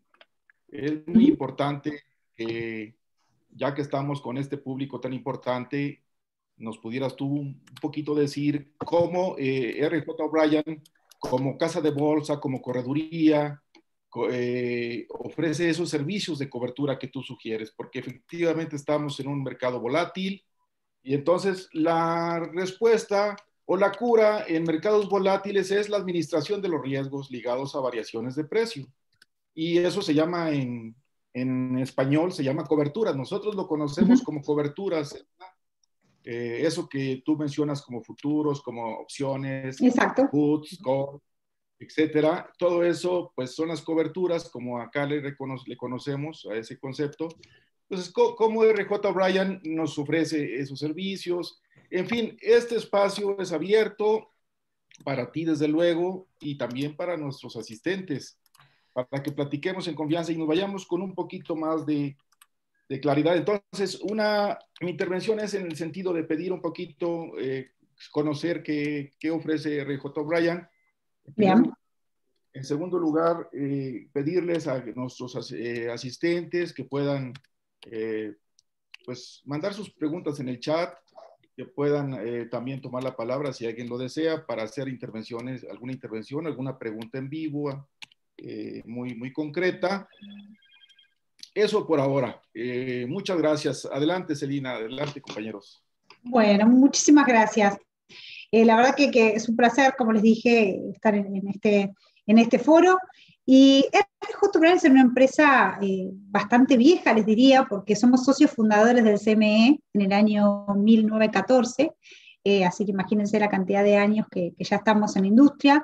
Socios fundadores del CME, que es el Chicago Mercantile Exchange, que también justamente es la bolsa por importancia que hoy opera en Chicago, y fue la que compró el CBOT, al Chicago Board of Trade, que es donde cotiza el maíz, la soja y todo eso. Entonces, realmente estamos muy orgullosos de ser la casa de corretaje más longeva, independiente y privada que existe, porque somos independientes, no cotizamos en bolsa, no somos privados, los miembros del board son parte de la empresa. Por lo tanto, nosotros, todos nuestros esfuerzos y nuestros servicios están dados para nuestros clientes y no para seguir un número trimestral para ver cómo va a salir la bolsa, ¿no? Entonces, realmente es un placer trabajar para RJ O'Brien desde hace bastantes años, para trabajar, para operar un futuro o para operar un call o un put o lo que fuera, como recién comentaba. Claramente tienen que tener una cuenta con un broker, ¿sí? Los brokers son los que son miembros de estos exchanges. Por lo tanto, teniendo una cuenta con un broker, ya sea RJ O'Brien en este caso, que es la casa que yo represento para Latinoamérica, esté en una cuenta y poder comprar puts, calls o lo que fuera, ¿sí? Recuerden cómo se maneja la bolsa, ¿sí? Es cuando se compra un futuro, para cada comprador hay un vendedor y para cada vendedor hay un comprador. Y lo que hace la casa es justamente asegurar que todo el mundo esté compensado, ¿sí? Hace muchísimos años se arrancó con todo esto de la casa de futuros, porque lógicamente había mucho riesgo de default, si entre dos personas se ponían de acuerdo de comprar y después la otra se rajaba o al revés. Por lo tanto, lo que se hizo, y esto es bastante viejo, es utilizar un tercero en discordia para la comercialización, que es la bolsa. Entonces, lo que les permite justamente utilizar cualquier tipo de estrategia, ya sea con puts, con calls, con futuros o lo que fuera, permitir que ustedes tomen cobertura de riesgo, ya sea para la suba o para la baja. Si ustedes son agricultores y no quieren que el precio siga bajando, posiblemente compren un put. Si ustedes son compradores de maíz o de harina de soja porque tienen una producción avícola o lo que fuera, no quieren que el precio se les suba, entonces le ponen un techo con un call, y así de esa manera ustedes van administrando los riesgos y tener una estabilidad, que su precio o la rentabilidad no vaya al vaivén de los precios del mercado, sino más bien que ustedes los tengan capturados, ¿no? Entonces RJ O'Brien, como les dije, es a lo que nos dedicamos. Somos la empresa también más grande en términos de la cantidad de cuentas que manejamos. Después de todos los bancos que tenemos antes que nosotros, somos los que seguimos, con lo cual es un orgullo porque, bueno, es una casa muy sólida. Imagínense que después de todas las crisis que han sucedido en el mundo, desde los 1914, pasamos la crisis de los 30, pasamos todas las crisis habidas y por haber, y realmente seguimos sólidos, muy, muy firmes en el mercado, así que, bueno, es un orgullo y un privilegio trabajar para esta casa y representarla en Latinoamérica. Esto es más o menos lo que hacemos. El que quiera más información, como les dije, y más puntual, tenemos nuestros datos ahí y bueno, si tienen más preguntas, estoy acá a las órdenes. Muchas gracias, Celina. Pregunta Lorena Campos, ¿en qué consiste la administración de riesgos? Bien, esa es una buena pregunta. La administración de riesgos es básicamente no estar adivinando los precios, ¿no? No estar a merced de lo que está sucediendo en el mercado. Si ustedes tienen una industria agropecuaria de lo que sea, ya sea productora de cerdos, ¿no? De carne de cerdo, ustedes saben que gran parte de sus costos están atados a lo que es el maíz y la harina de soja, ¿sí? A la ración, a lo que producen. Entonces, ¿cómo hacen ustedes para minimizar, ¿sí? Que el costo de lo que ustedes van a producir no les esté yendo justamente a merced del mercado, sino que ustedes lo tengan fijo, acotado a los márgenes que ustedes quieran seguir? ¿Por qué? Porque si ustedes después tienen que ir, como se va moviendo tanto el precio de la soja y el maíz en las proporciones que sea para la alimentación de ese cerdo, ustedes no pueden ir a la góndola o a la anaquel a mover el precio del cerdo de la misma forma que ustedes mueven el precio, que se mueve el precio del maíz y de la harina en Chicago. ¿Por qué? Porque van a perder market share, nadie les va a comprar su cerdo. Ustedes no pueden subir el precio del cerdo todos los días. Y lo que termina pasando es que si no compran cuando el maíz les genera una buena rentabilidad en función de sus costos, comparado a lo que van a vender el cerdo, o sea, su margen, claramente se van a tener que comer su margen para no perder lugar en el anaquel. Y por el otro lado van a tener que comprar cada vez más caro el maíz o esperar a que baje. Estás adivinando el precio, no estás siendo sustentable en mantener tu margen. La administración de riesgos consta en que vos puedas administrar ese margen, cubriéndote en el mercado para que tus precios no oscilen todo el tiempo y que vos no estés comiendo tu margen para poder mantener tu producto en el anaquel. Eso en el caso de un productor de cerdo o un productor de pollo o lo que fuera. Cuando vas para el lado del productor, lo mismo, porque vos tenés que seguir perpetuando tu producto en el mercado, produciendo a lo largo de la vida, porque no estás produciendo un año y después dejas todo y te dedicas a tener un kiosco y el otro año te dedicas a otra cosa. Es una estructura a largo plazo.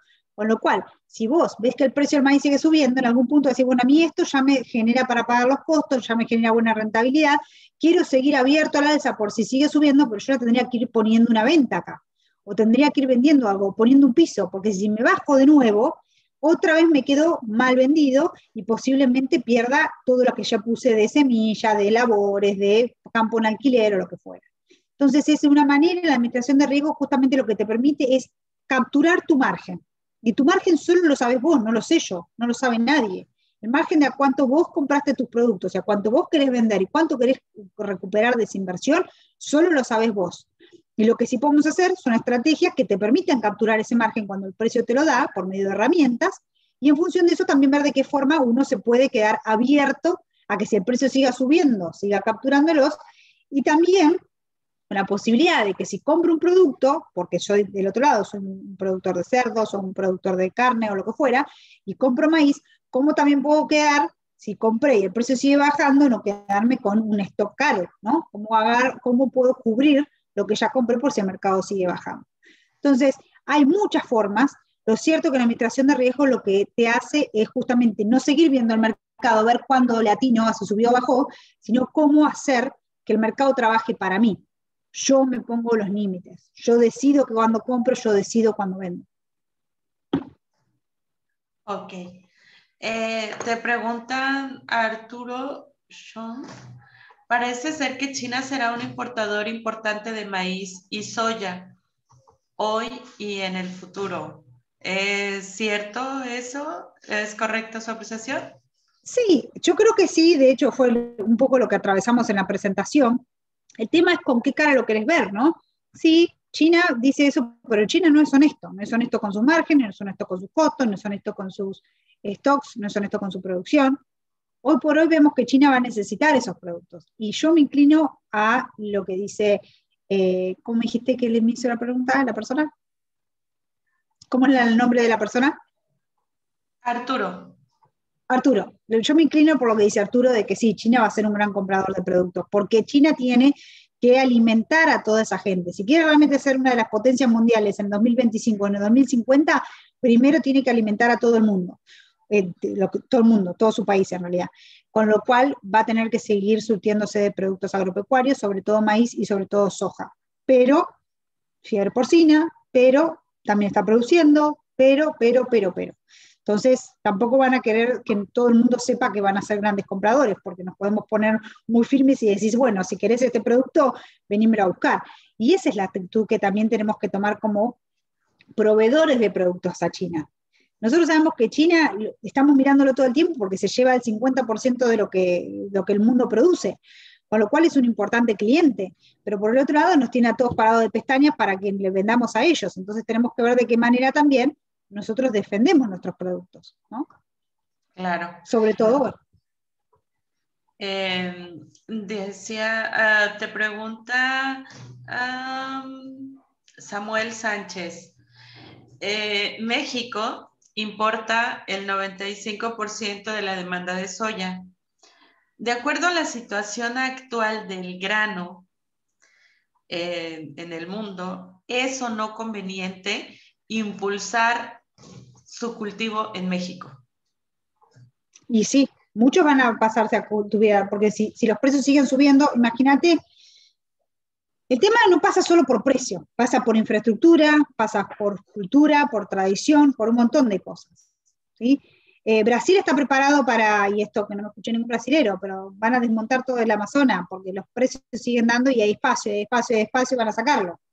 Argentina tiene otras limitantes, Colombia tiene limitantes que no tiene la infraestructura, que no tiene la logística, que tiene que pelearse por otro tipo de cosas que se hacen en esas áreas. En México, yo por ahí no conozco internamente cuál es la idiosincrasia del productor, me imagino que está mucho más vinculado a producir maíz que a producir soja, que por ahí no conoce tanto el cultivo, o que lo tendría que desarrollar un poco más, que hay que ver cómo están las cadenas de producción, o sea, quién les compraría, y todo eso todavía no está desarrollado, pero en la medida que los precios vayan generando motivación para los agricultores a empezar a sembrar otros productos, yo creo que sí podría ser conveniente. El tema es que no es solamente una cuestión de precio.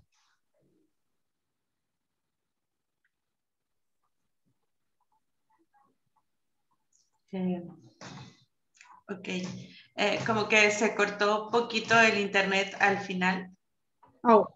No, lo que decía básicamente es que no es solo una cuestión de precio, que sí me parece que muchos países van a querer sembrar mucho soja el año que viene, pero no es una cuestión solo de precio, sino también de infraestructura, de ver que la cadena comercial esté armada, de quién se le vende, quién consume, de qué manera, a qué precios.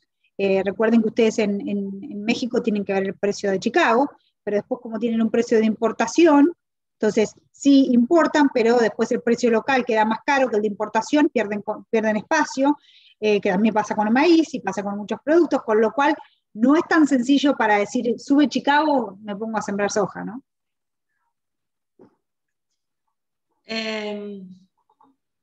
Bueno, hay muchos comentarios y preguntas, pero bueno, pregunta RM Ordóñez, ¿cómo puede hacer para contactarte a ti o la empresa en la que te desempeñas? Acá está mi mail y mi teléfono y mi móvil y mi Twitter es @cmezquida, Celi Mezquida. Pero no lo puse ahí. Así que ahí tienen mis datos.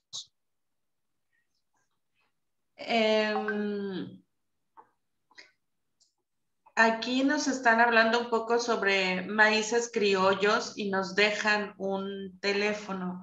Yo creo que el maíz se maneja como tema en general o sí clasifica. Sí, es un commodity. Cuando hablamos de commodity, no se clasifica ni por origen, y la calidad es estándar, es en calidad grado 2. Entonces no se hace una diferencia sobre un tipo de maíz o no. Que se cotiza en Chicago es maíz. No importa el origen, no importa de dónde salió, ni nada por el estilo, ni a dónde va. Después existen las primas, ¿no? Bueno, tiene una bonificación porque tiene no sé qué, no tiene una bonificación porque no tiene tanto, o se le hace un descuento, pero el que se cotiza en Chicago es un commodity que es maíz grado 2. Para estandarizarlo, si no, no podríamos utilizarlo como commodity. Claro, ¿no? Claro, sí, si no habría es un mercado para cada maíz. Pregunta alguien más, ¿ustedes manejan información sobre granos emergentes? Ejemplo, quinoa, chía, amaranto.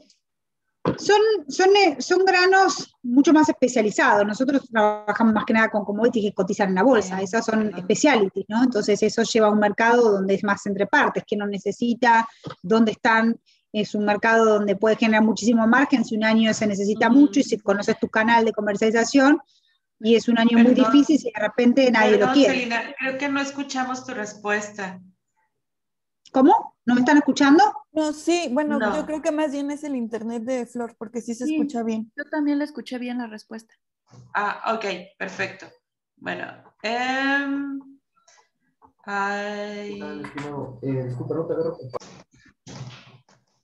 dice otra pregunta. Excelente presentación. Felicidades, excelente presentación. ¿Cómo observas en los próximos meses el comportamiento del tipo de cambio del peso a dólar? Uy, ese es difícil, ese es muy difícil. La realidad que no sé, no tengo idea cómo va a fluctuar el tipo de cambio en México, porque imagino que también tiene que ver con la idiosincrasia local y el gobierno y qué es lo que está sucediendo a nivel local. Lo que sí vemos es que si el dólar empieza a fortalecerse, el resto de las monedas a algún punto pierden un poquito de fuerza. Podríamos esperar que se devalúe un poquito el tipo de cambio en México. Eso por ahí sería lo lógico. Pero no necesariamente eso puede condecir con la política que decida hacer en el gobierno de México. Entonces, yo creo que por ahora está bastante estable, se ha devaluado ya bastante el peso mexicano, como un montón de otras monedas a nivel mundial. Luego se estuvo fortaleciendo en el último tiempo, y creo que hay una incertidumbre muy grande que es lo que va a pasar con las monedas en los próximos meses, sobre todo por lo que comenté en la presentación sobre que hemos tenido en los últimos 5 o 6 días este retroceso o este fortalecimiento en el tipo de cambio en Estados Unidos en el dólar, y en detrimento hemos visto el real brasileño devaluarse, el peso argentino devaluarse. Entonces me parece que si sigue lo que está sucediendo a nivel Latinoamérica, podría llegar a devaluarse un poquitito. Pero la verdad es que te estaría inventando y no quiero tampoco hablar sin saber, ¿no? Claro. Te pregunta Alfonso Porras, ¿qué expectativas ves para el sorgo de México, particularmente el que se siembra en febrero y se cosecha en junio? Sorgo. Yo creo que tenemos que ver qué es lo que va a suceder con la producción de maíz, porque va muy atado a lo que está pasando con el maíz, el tema del sorgo, ¿no? En algún punto. Pero yo creo que no conozco muy bien en profundidad lo que es la producción de sorgo en México, y en eso les pido disculpas por no haber estudiado un poco la producción antes de qué es lo que producen, en qué estados y cómo. Tengo una vaga idea, pero me parece que va a estar muy atado a lo que está pasando con lo que es Estados Unidos con la producción. Entonces, bueno, parece que vamos a seguir muy firmes en el precio del sorgo, como lo hemos visto en los últimos tiempos, sobre todo de la mano del maíz, como un buen, si se quiere, sustituto, ¿no? Ajá.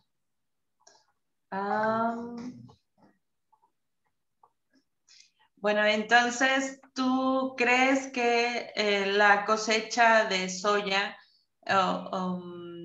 de parte de Brasil será exitosa? Eso es lo que preguntan. Bueno, no sé si será exitoso o no. Ya le empezamos a bajar un poquito de producción. Recién el USDA, en el reporte que tuvimos recién, le bajó 1 millón de toneladas en la estimación de la producción. Sin embargo, sigue siendo récord respecto al año pasado, ¿sí? Entonces hay que dimensionar la situación. O sea, el USDA le bajó 1 millón de toneladas de 134,5 a 133,5, creo que le puso, no me acuerdo bien.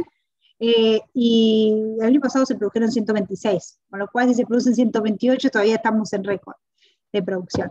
Va a haber muchas. Okay. ¿Alguien está levantando la mano, Ana Karen? Hay que activar el micrófono de Ana Karen Aislinn, por favor. Ya está activado.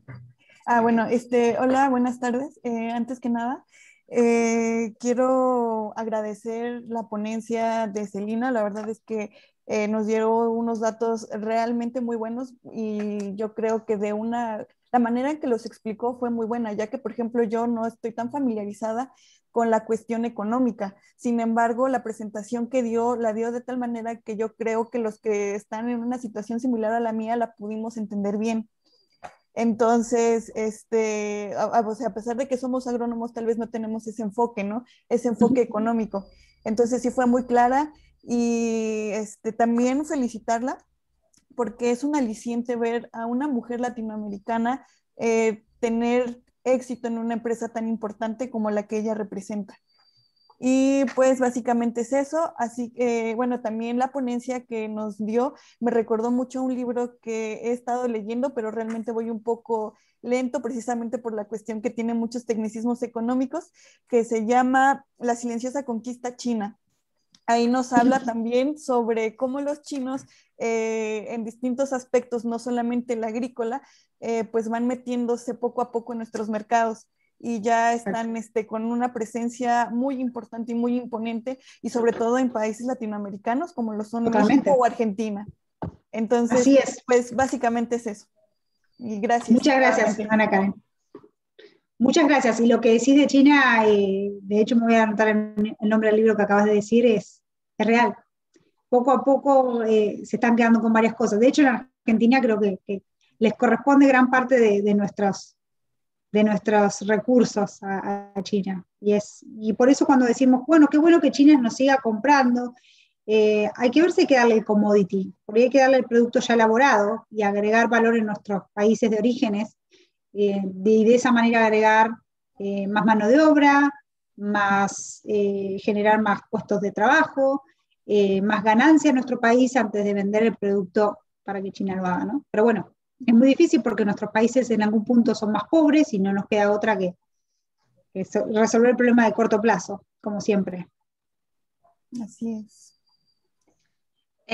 Bueno, hay muchas felicitaciones para ti, Celina. Dice Gracias. Saúl Vargas, excelente presentación, muy clara, concisa. Muchas felicidades.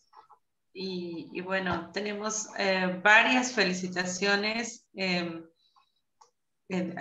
Perdón, no alcanzaría a leerlas todas. No sé si alguien más en la audiencia quiere preguntar algo.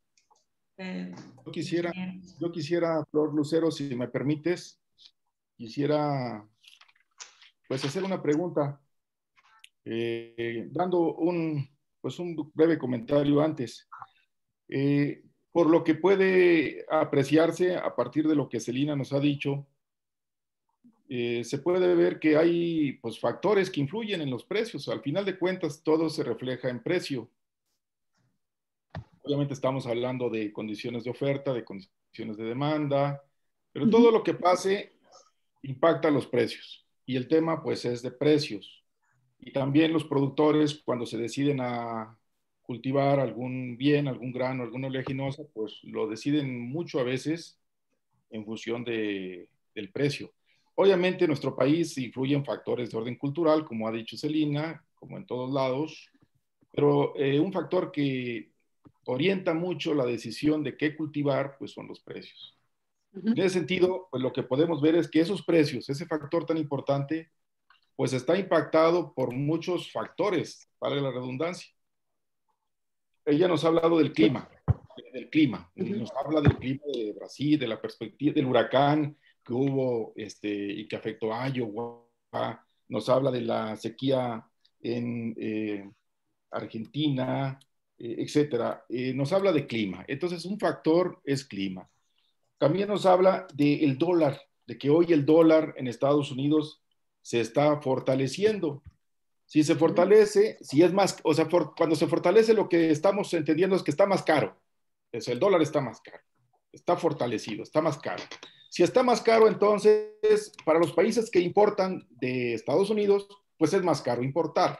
Y eso afecta la demanda de un determinado producto. Entonces, dólares, tipo de cambio es otro factor que influye en el comportamiento de la demanda, en el comportamiento de los precios. Otro factor el que ella nos hablaba es el tema de la política. Ella decía al principio cuál era, digamos, la perspectiva de la política del nuevo gobierno, del gobierno de Joe Biden, o sea, las intenciones, las orientaciones que tiene, sobre todo en relación con China. Entonces, la política es otro factor. digamos, hay allí, y desde luego el otro es el que tiene que ver con la producción, la cantidad que se produzca, con la cantidad que se demanda. Todos estos factores influyen y han influido siempre en la economía, y más ahora que está abierta, Celina. Nosotros desde el 94 tenemos un tratado con Estados Unidos, y entonces a partir del 94 se liberaron los precios, se aperturó la economía, es decir, a raíz del Tratado de Libre Comercio, pues tuvimos una entrada de muchos granos de México, de Estados Unidos hacia México, y en ese periodo pues han sucedido muchas cosas que nos han impactado a nosotros. Tú recordarás seguramente una crisis de precios, un incremento de precios muy altos que se dio por allá en el 95-96, 1995-96, ya con una economía abierta en lo que se refiere a granos. Tuvimos un incremento muy alto en los precios del maíz y del trigo y de la soya. Nosotros nunca habíamos visto un precio en México antes, o en la bolsa de Chicago, nunca habíamos visto un precio de $5.20 por bushel de maíz. Y lo vimos en mayo del 96. Nunca habíamos visto un precio de $7.50 por bushel de trigos suaves, y lo vimos en mayo del 96. Entonces, eso es un momento. Y luego, en 2008, también vimos, a raíz de la crisis hipotecaria en Estados Unidos, también vimos un comportamiento determinado en los precios. Y en 2012, la sequía en Estados Unidos, ¿qué generó? Pues generó un impacto en los precios de México, de los maíces. Nunca habíamos visto un precio en Jalisco de 5,200 pesos por tonelada, y eso se dio porque Estados Unidos trajo muy bajos rendimientos por una sequía que le afectó. Y hoy estamos viendo otra situación que para nosotros es histórica en cuanto a precios. Entonces, el mercado tiene ciclos, a eso es a lo que voy, a que tiene ciclos que se comportan en función de estos factores climáticos, políticos, cambiarios, etcétera. ¿Tú cómo ves eso? ¿Cómo ves esta crisis, este momento? ¿Y cuál es la perspectiva? ¿Cómo lo ves hacia adelante? ¿Por qué la pregunta? Porque nosotros dependemos en gran medida, Celina, tú lo sabrás, de las importaciones de granos de Estados Unidos. Importamos nosotros en gran medida maíz amarillo, ¿sí? Estamos importando hoy más de 15 millones de toneladas de maíz amarillo para alimentar ganado, para hacer aceites, para hacer almidones, ¿no? Fundamentalmente. Entonces, lo que pase con los precios en Estados Unidos nos impacta al ganadero, impacta al aceitero, impacta al almidonero y impacta al consumidor, al que compra esos bienes, la carne, el huevo, el pollo, etcétera. Entonces, es un tema muy importante para nosotros, saber cuál es la perspectiva a la luz de todas esas crisis que yo le llamo, que hemos tenido, 96, 2008, 2012 y ahora. Eso bien. Es para nosotros muy importante. Y con la soya no se diga. Alguien decía aquí, importamos nosotros el 95% de las oleaginosas, de la soya. Exacto. Entonces es clave esta situación. No sé cómo la veas tú. Gracias. Bien, yo creo que lo que acabas de contar es justamente todos los ciclos y un poco qué es lo que sucede en cada uno de ellos, y lo que tenemos que pensar es que el mercado se mueve así justamente como dijiste, ciclos, y hay que analizarlo puntualmente qué afectó en cada momento de la vida, del acontecimiento humano, ¿sí? No podemos desprendernos del contexto, porque no es lo mismo lo que sucedió en la suba del 2008 que lo que subió ahora. En ese momento, a partir de 2003-2005, recién China se estaba despertando a consumir. China antes era un país recontrapobre. Empezaba a consumir, lo mismo pasaba con India, lo mismo pasaba con un montón de países emergentes que empezaron a consumir. En un contexto donde las producciones no son lineales. Recuerden que las producciones de los cultivos son cíclicas, vienen un cultivo atrás de otro, el clima impacta. Entonces, o nos agarra una racha donde acumulamos stocks porque tuvimos muy buena repercusión en las producciones, o realmente tenemos una producción excelente porque el clima nos ayudó. Y bajo esto, algo que atraviesa es el tema de la tecnología. La tecnología, el mejoramiento genético y el avance en lo que es la adaptación de estas tecnologías y el manejo, ¿sí? El poder practicar justamente tanto la siembra, la cosecha, la aplicación de insecticidas, de herbicidas, lo que fuera, justo en el momento que lo necesita el producto, ha mejorado y exponencialmente el potencial de rendimiento de los cultivos. Ustedes, lógicamente, que lo sabrán muy bien. Entonces, eso fue transversal a todo lo que sucedió. La revolución verde y un montón de cuestiones. Hoy se está debatiendo de nuevo el uso de los transgénicos y todo lo que sea, pero hay que alimentar el mundo. Y no se pudiera haber hecho de otra forma si no fue mejorando genéticamente y mejorando el manejo. Independientemente si está bien o está mal. Es lo que sucede. Entonces, y en el mientras tanto tenemos estas cuestiones que nacen esporádicamente como un China que necesita en su momento, con una economía laxa en su momento, después la caída del Lehman Brothers que nos llevó todo por encima, después empezamos a construir stocks, el mercado se mantuvo tranquilo, ya China no tenía una importancia de comprar tanto, empezó a producir también ellos mismos, o sea, tenemos que mirar cada ciclo con todos los contextos juntos, con todos los factores que afectan, no podemos compararlo con que entonces el promedio del precio mundial del maíz tendría que ser 3, 4, 5, no podemos hacer una línea transversal, porque en cada uno de esos ciclos fue importante por alguna razón o no, y estaba pasando algo completamente diferente en la humanidad que lo que está pasando ahora. Entonces, este nuevo ciclo lo tenemos que tomar como único de nuevo. Podemos tomar partes de lo que sucedió en el pasado para empezar a predecir el futuro, pero no necesariamente eso nos va a llevar a una realidad, y no necesariamente eso nos va a llevar a la razón, por lo cual yo lo que siempre trato es de buscar cuáles son los factores de hoy y cómo se podrían comportar los factores de hoy pensando en lo que tenemos hoy, no en lo que pasó en el pasado, porque en el pasado lógicamente teníamos otro mundo, no teníamos la tecnología que tenemos hoy, no tenemos la cantidad de habitantes que tenemos hoy, no teníamos un montón de cosas que en su momento sí, no había globalización como hay hoy. Hoy todo el mundo sabe si llueve o no llueve en Brasil, a ver qué va a pasar con los precios. En el 2008 no todo el mundo tenía Twitter, Internet y todo, recién se estaba empezando a evolucionar desde ese lado. Entonces no era tan sencilla la comunicación. Hoy es distinto, ¿sí?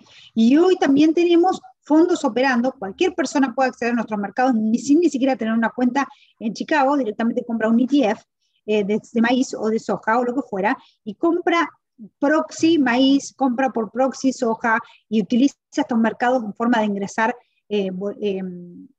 ¿cómo es que se llama? En forma de ingresar también volumen y liquidez. Entonces también sale, bueno, ¿por qué los fondos especulan con los productos agrícolas? Me llegó esa pregunta un montón de veces. Yo, bueno, en realidad no. Si suben, están especulando, pero si el precio baja, no están especulando con los productos agrícolas. O sea, recuerden que los fondos representan un 10, un 15% del interés abierto en Estados Unidos, en Chicago. No es el 100%. O sea, mucho de lo que se está operando hoy es real, mucho está operando para especular, pero lo cierto es que el fundamental marca la tendencia. Si yo tengo más de lo que necesito, voy a generar stock. El precio es una cuestión de oferta y demanda. Es más simple que otra cosa. Mientras tanto, tenemos un montón de factores que van a hacer que el mercado se mueva. Pero al final del día lo que gana es, si tengo más de lo que necesito, me va a sobrar, va a bajar el precio. Si tengo menos de lo que necesito, me va a faltar, voy a tener que subir el precio para racionalizar la demanda. Entonces, para racionalizar la oferta. Entonces, de alguna manera, lo que sirve o la columna vertebral es el fundamento. Mientras tanto, vamos a tener, lógicamente, un montón de factores que van a estar en movimiento, porque también nosotros de algo tenemos que vivir, tenemos que contar un chisme todos los días de algo que está pasando, pero realmente esa es la realidad. Entonces, yo buscaría interpretar cada uno de estos ciclos en la humanidad y realmente completando la historia de cada uno de esos momentos, que no son los mismos siempre. Claro, ahorita que mencionaban la fluctuación de los precios en el mercado por diferentes factores y se hablaba del clima, los escenarios futuros ante cambio climático efectivamente no son muy alentadores y esas modelaciones de cambio climático influyen de alguna manera en la modelación de los precios de mercado o en los precios que se asignan al maíz o a soya. Lo que pasa es que es como todo, es como me preguntas, ¿qué va a pasar con el precio? No sé qué va a pasar con el precio, yo te digo una tendencia en función de la oferta y la demanda, y lo que se proyecta te puedo decir, para mí los precios podrían llegar a seguir subiendo, te puedo decir. Después puede pasar cualquier cosa, porque de nuevo, resulta que Brasil empezó a producir un montón, que China le agarró otro brote de fiebre porcina, que nos agarró otra pandemia mundial. Nos pueden pasar 70 millones de cosas, que yo quedo expuesta diciéndote una cosa que al final era una mentira. Y si yo la acerté, en realidad vas a creer de que soy la persona más inteligente del mundo, pero en realidad es porque la acerté, no porque lo supe al 100%. Yo hago un análisis, no lo sé la realidad. Y el clima es lo mismo. El clima, para que sea accurate, para que sea preciso, no se va a ir más de 10 días. Si se va más de 10 días el pronóstico, te pasa cuando lo mirás en el teléfono. Uy, va a llover hoy, y vos podés saber si salís con el paraguas hoy. Vos no podés tener paraguas preparado para dentro de 20 días a ver si realmente la atinaron o no. No lo sabés. Y lo mismo pasa para los cultivos. Sí podés ver que la temperatura del Pacífico sur va a ser más cálida, entonces decís, se viene un año niño, o va a llover un montón. Más baja, se viene un año niña. Después, si realmente eso tiene un impacto o no, y en los cultivos, no depende solo de si va a ser la temperatura del Pacífico Sur, va a depender de cómo después el Atlántico intervenga con eso, va a depender de un montón de cosas. Y no tenemos que dejar afuera el calentamiento global, cada vez tenemos más catástrofes climáticas. Acá en Estados Unidos tuvimos el año pasado el tema del huracán del derecho, tenemos estos huracanes a cada rato por Florida, tenemos sequía en California, tenemos un montón de problemas. Tuvimos una tormenta impresionante que se nevó todo el Texas y que todavía estamos viendo a ver qué va a pasar con esos trigos. Entonces, no es tan lineal el tema del trigo, del clima como para andar atinándolo, y menos, y así igual es el tema de los precios, ¿no? Entonces es un poco jugar con nuestros sentimientos, es querer adivinar. Que uno, honestamente, uno tiene que, como hay tantas cosas dando vueltas, lo más sencillo es lo más amarrado, es tomar tu precio, tomar tu margen y que el resto siga fluctuando. Lo que están esperando la mayoría de las empresas es no, que con estos precios no se puede comprar, que en algún momento tienen que bajar, que están esperando ver qué colega revienta primero para yo quedarme con la porción. Y están todos de la misma manera, a ver qué hace el vecino. Cuando en realidad hay que ver qué es lo que hace cada uno y cómo nos comparamos contra el mundo al final del día, ¿no? Pues hay varios comentarios, pero quisiéramos cerrar, bueno, agradecerte la participación de Karen, se me hace muy atinada. ¿Inspira, Celina, el hecho de ser agrónoma? Ayer yo le comentaba a mi hijo, tengo un hijo que acaba de entrar a agronomía en el primer semestre, y desde que era pequeño le interesaban mucho estos temas económicos, y ayer cuando estaba leyendo tu currículum me decía, wow, se puede ser agrónomo, entrar a ser broker y todo eso. Entonces dije, wow, o sea, en este momento pues nos inspiras a nosotras, a todas las mujeres que estamos aquí, a las estudiantes que nos van a ver. Hay muchas estudiantes también, hay agrónomos y hay representantes de organizaciones y de empresas. Estoy viendo aquí a alguien que nos escribió que son de una organización de Sinaloa, y de repente empiezan ahí a escribir. La verdad es que hay muchas personas a las que nos pudieras inspirar, Celina. Lo que bien observaba Ana Karen es cierto, eres una agrónoma latinoamericana que está trabajando en otro país, y bueno, en una empresa como RJ O'Brien. Entonces, muchas felicidades, te enviamos un abrazo y bueno, agradecemos profundamente que nos hayas dado tu tiempo y que hayas estado con nosotros esta tarde. Hay mucha gente que te escribe, todos te felicitan. Muchas gracias. Y bueno, dice, quiero cerrar con este comentario, dice muchas felicidades a los que organizan este evento, porque ayudan a vincular a los ingenieros agrónomos, ya sean estudiantes, egresados, con la realidad mundial de causa y efecto acerca de la producción, comercialización y situación mundial de los commodities. El ingeniero Celina es una experta en la apertura y perspectivas mundiales. Gracias por estar en este evento. Eso te Muchas lo gracias a alguien ustedes. que se estaba viendo. Entonces, gracias, pues, Flor. gracias. No, muchas gracias por tus palabras, así que, bueno, yo les agradezco mucho el espacio que me brindaron.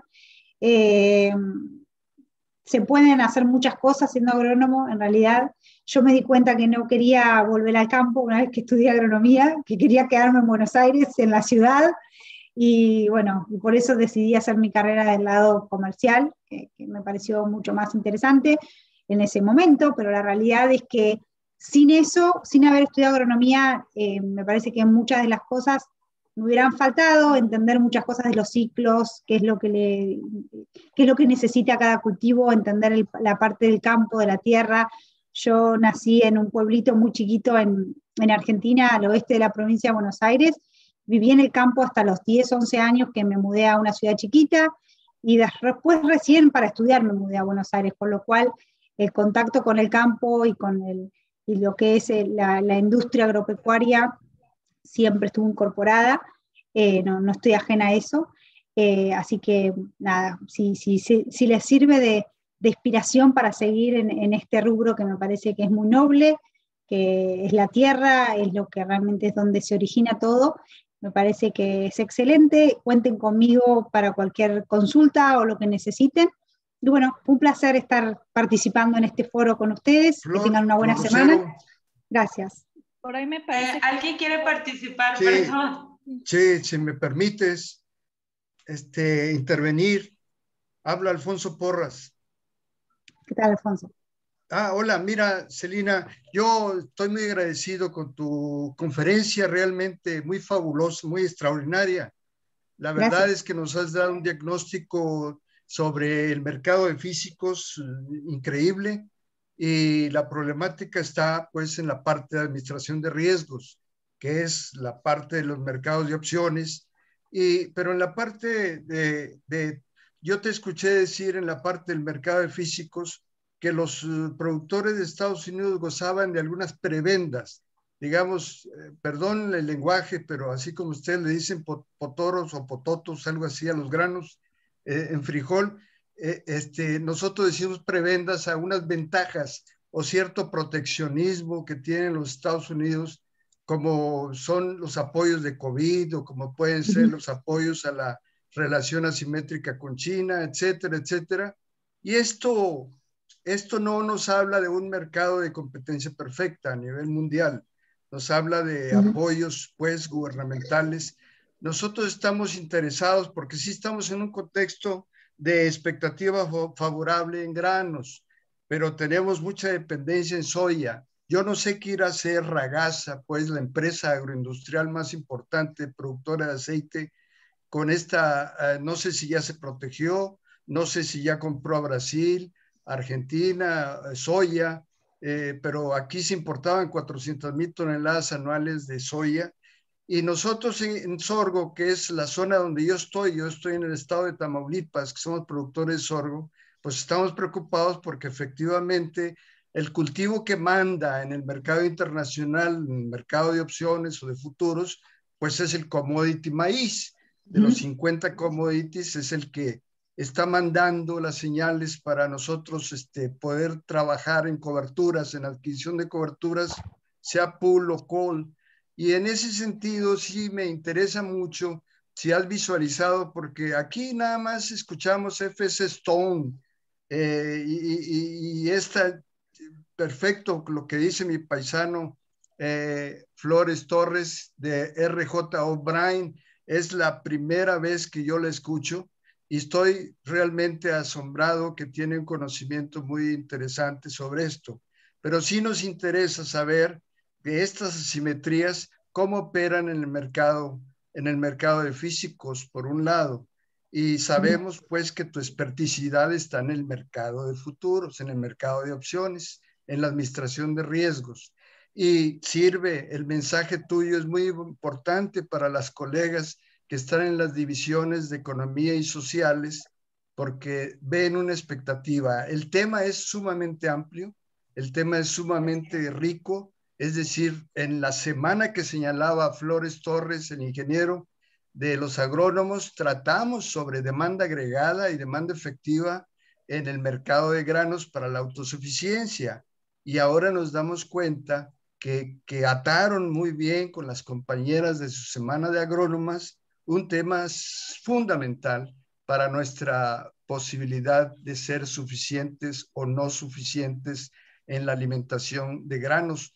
Dependemos del 46% de granos y oleaginosas a nivel de nuestra canasta, nuestro consumo aparente, y por lo tanto estamos en predicamento, Celina.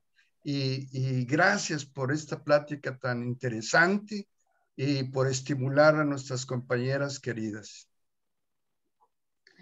Muchas gracias, Alfonso, un placer. Sobre lo que decís en Estados Unidos, para hacer un comentario de los subsidios que tiene acá el agricultor, de la ayuda COVID, ha tenido el año pasado, que lo tuvo toda la población, y también del tema de la guerra comercial. Lo cierto es que si vos le preguntás al agricultor qué es lo que quiere el agricultor, es un mercado abierto. No quiere que le den dinero el agricultor americano. No quisiera, o sea, lo que necesita es un año como este, que los precios le permitan capturar la rentabilidad y que ellos hagan como quieren, que el gobierno no les tenga que dar nada. Y esa es un poco la situación que puede ser, no se tiene que ver una cuestión de orgullo, es una cuestión de que es mucho más arbitrario, mucho más sano poder generar uno mismo las posibilidades y utilizar el mercado cuando uno quiere, que estar esperando que el gobierno me diga o me dé o no me dé, ¿no? Es como que está esperando la limosna ahí del gobierno, ¿no? Entonces me parece que este es un año donde el agricultor realmente va a perseguir la rentabilidad más que estar buscando que el gobierno lo ayude a subsistir. Exacto. En ese sentido, sí, México le conviene producir soya y ser autosuficiente en los físicos. En ese sentido, sí. México le conviene dejar de producir maíz y producir maíz. Es decir, es buscar la propia autosuficiencia y no depender de un mercado de opciones que puede ser compensador de las asimetrías, mas sin embargo no es la opción última. La opción correcta es producir. Sí, la opción correcta es producir y cubrir, porque producir y no tener una buena rentabilidad te va a llevar a que posiblemente no tengas rentabilidad, ¿no? Entonces después tengas otro problema. Sí. Lo Gracias, que pasa es que Celina, muy gentil. El que vende siempre piensa que el precio va a subir, y el que tiene que comprar siempre piensa que el precio va a bajar, y en el medio estamos nosotros, los que estamos chismeando del mercado, que decimos las dos cosas, le decimos a cada uno lo que quiere escuchar básicamente. Así que sí, cuidado a quien le dan su administración de precios también. Sí, es importante. Gracias, muy gentil y felicidades siempre. Muchas gracias. Pues agradecemos de nueva cuenta la participación de Celina Mosquida. La verdad es que yo creo que sí, las felicitaciones en este momento están lloviendo, y pues sí, como bien lo dijo la compañera Lucero, no acabaríamos ahorita de leerlas, son demasiadas, tanto de compañeras jóvenes, estudiantes, de distintas, que nos miran también de distintas partes aquí de la República Mexicana, y de distintas instituciones también, egresados y egresadas. Y pues nada, básicamente es eso. No sé si te gustaría cerrar con alguna otra cosa, algún comentario, conclusión. No, solo básicamente ponerme las órdenes para lo que necesiten. Estamos, Antonio Ochoa, que es quien también lidera la parte de Red Hot O'Brien en Latinoamérica, él es compatriota de ustedes, así que también es de la mano de él. He aprendido mucho de su país, que es muy lindo. Ojalá dentro de poco se termine esto de estar encerrados, así puedo viajar nuevamente. La verdad que tienen un país hermoso. Cada vez que tengo la posibilidad de ir, además se come muy bien.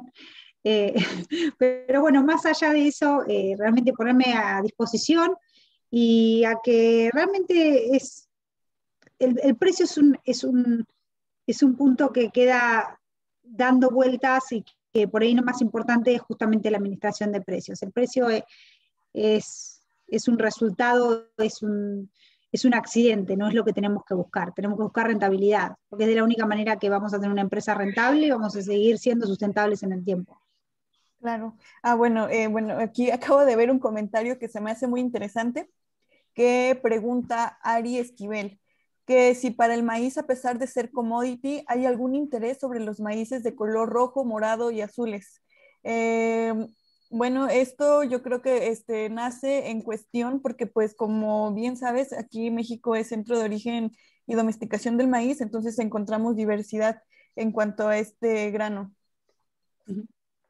La verdad que, como les decía antes, o sea, Chicago maneja maíz grado 2, maíz común, eso tiene que verse en prima, se dirime, ¿no? Si te van a pagar una bonificación o un descuento o lo que fuera para ese tipo de maíz. Ok, pues bueno, pues igual otra vez creo que no, no acabamos con las gratificaciones hacia ti y pues despedirnos. Y igual yo creo que también la Federación de Egresados de Chapingo se pone a tus órdenes, cualquier cosa que se necesite, algún trabajo en conjunto, lo que sea, igual aquí estamos abiertos a cualquier colaboración que se pudiera suscitar. Perfecto, muchas gracias. Muchas gracias. ¿Ya estará Lucero por aquí? Sí, muchas gracias, Elina. Nos despedimos. Gracias, que estés muy bien. Igual, adiós. Un abrazo. Y bueno, solo para concluir, les comentamos que hay un link para solicitar constancias y que iniciamos nuestras actividades a las 5 con la licenciada Claudia Casaniga. Ella nos estará hablando del tema Finanzas Personales para la Mujer. Esta conferencia sería a las 5 de la tarde. A las 6 tendremos la conferencia Control Biológico e Insectos Benéficos con la ingeniera María Dolores García Cancino. Y a las 7 tenemos un evento cultural con la participación de 3 artistas. Ana Chopa, artista visual oaxaqueña, ella es muralista, y bueno, Tulia, que es cantante, y Nereida Pérez Vázquez, que es poeta y comunicadora comunitaria. Entonces, en la tarde tendremos varios eventos de 5 a 8 de la noche más o menos. Entonces los esperamos a todos. Y pues, también, bueno, perdón que te interrumpa. También recordarles que mañana vamos a tener una plática muy interesante denominada Vinos de México, por lo cual se les pide, o más bien se les sugiere a todos aquellos interesados que si tienen por ahí alguna botellita de vino y todo eso, para escuchar la plática estaría muy bueno, y si no, pues si están interesados también correr por una, ¿no? El día de hoy. Mañana va a ser a las 12. Y bueno, esto será más que nada en el sentido de cómo catar correctamente un vino. Es por eso la sugerencia. Así es, tenemos tarea para los que quieran acompañarnos mañana, porque tenemos una sommelier como conferencista, y pues, como bien lo menciona Ana Karen, sería interesante tener a nuestro lado una botellita de vino para catarla con el acompañamiento de ella. Así es, también les comentamos que para mañana, bueno, está también la ingeniero Alondra Lucero, es mi tocaya, y trabaja plagas cuarentenarias en aduanas. Ella estaría dándonos una conferencia sobre las plagas en las aduanas. Ella estaría a las 10 de la mañana. Después estaríamos con el papel de la mujer en el rescate de la diversidad de maíces criollos, con la maestra en ciencias Valeria Gómez Pérez. Y la última conferencia de la mañana será precisamente con Isela Mejía Fonseca, donde estaremos hablando acerca de los vinos de México. Después tendremos la conferencia El papel de la mujer en la administración pública federal, por Claudia Mir Cervantes. Y finalmente tendremos un evento cultural que se llama Sanación a través de la danza y la música. Además tendremos poesía y música otomí. Estas actividades serán el día de mañana y bueno, pues están cordialmente invitados. Pues ahorita cerramos nuestras actividades y los invitamos a que a las 5 de la tarde nos acompañen con la conferencia de finanzas personales para la mujer. Muchas gracias a todos por su atención. Y un abrazo. Provecho. Nos despedimos. Hasta luego. Nos vemos a las 5. Nos preguntan algunas personas que si es en el mismo link, y sí, el mismo link de Zoom es para todos los eventos de la semana, para que nos puedan acompañar. Y también si quieren consultar las pláticas anteriores, porque aquí también nos piden que compartamos la plática de ayer de la doctora Ángela Fontes, las pueden consultar en la página de Facebook de la Federación de Asociaciones de Egresados de Chapingo. Ahorita les pongo aquí el link por el chat, entonces ahí están guardadas todas las pláticas que hemos tenido. Ya sería todo, entonces nos vemos a las 5 de la tarde. Por ahí creo que quieren hablar. Perdón, ¿quién quiere hablar? Edgar López Herrera. Ok, ahorita le enciendo el micrófono, perdón. Listo. Hola, buenas tardes. ¿Me escuchan? Sí. Bueno, yo solamente, independientemente de lo que vaya a hacer, y todavía faltan 3 días, bueno, 3 días y medio para concluir la semana para la conmemoración del Día Internacional de la Mujer, yo sí quisiera felicitar a nuestras compañeras que han hecho una excelente labor. Creo que tener el calibre de las invitadas que ahora se tienen y se van a tener no ha sido fácil, ha sido gracias a la conjunción de varios esfuerzos, pero también ha sido el valor de las chicas de ponerse al frente de la cámara y moderar estos eventos. No es fácil, yo considero, y así lo platicamos con Ismael y con los demás compañeros, que es un acto pedagógico. Y en ese sentido, yo creo que como compañeros debemos seguir apoyando los esfuerzos de las compañeras y que esta primera semana sea el inicio de muchas otras, que las jóvenes, nuestras colegas, puedan y deban encabezar. Y pues ya vemos que hay materia tela de dónde cortar y hasta sobra, ¿no? Y muchas felicidades, no quiero dejar pasar de lado esto. A Gracias. Todas las que están participando, las que están al frente de la cámara, las que no se ven, y a los compañeros que también muy amablemente nos han acompañado y que han creído en este esfuerzo de la Federación y de las jóvenes que ahora encabezan este evento. Muchas gracias, buenas tardes y buen provecho. Hasta luego, nos vemos a las 5. No se pierdan los eventos que van a estar muy buenos. Muchas gracias a todos, hasta luego. Hasta luego.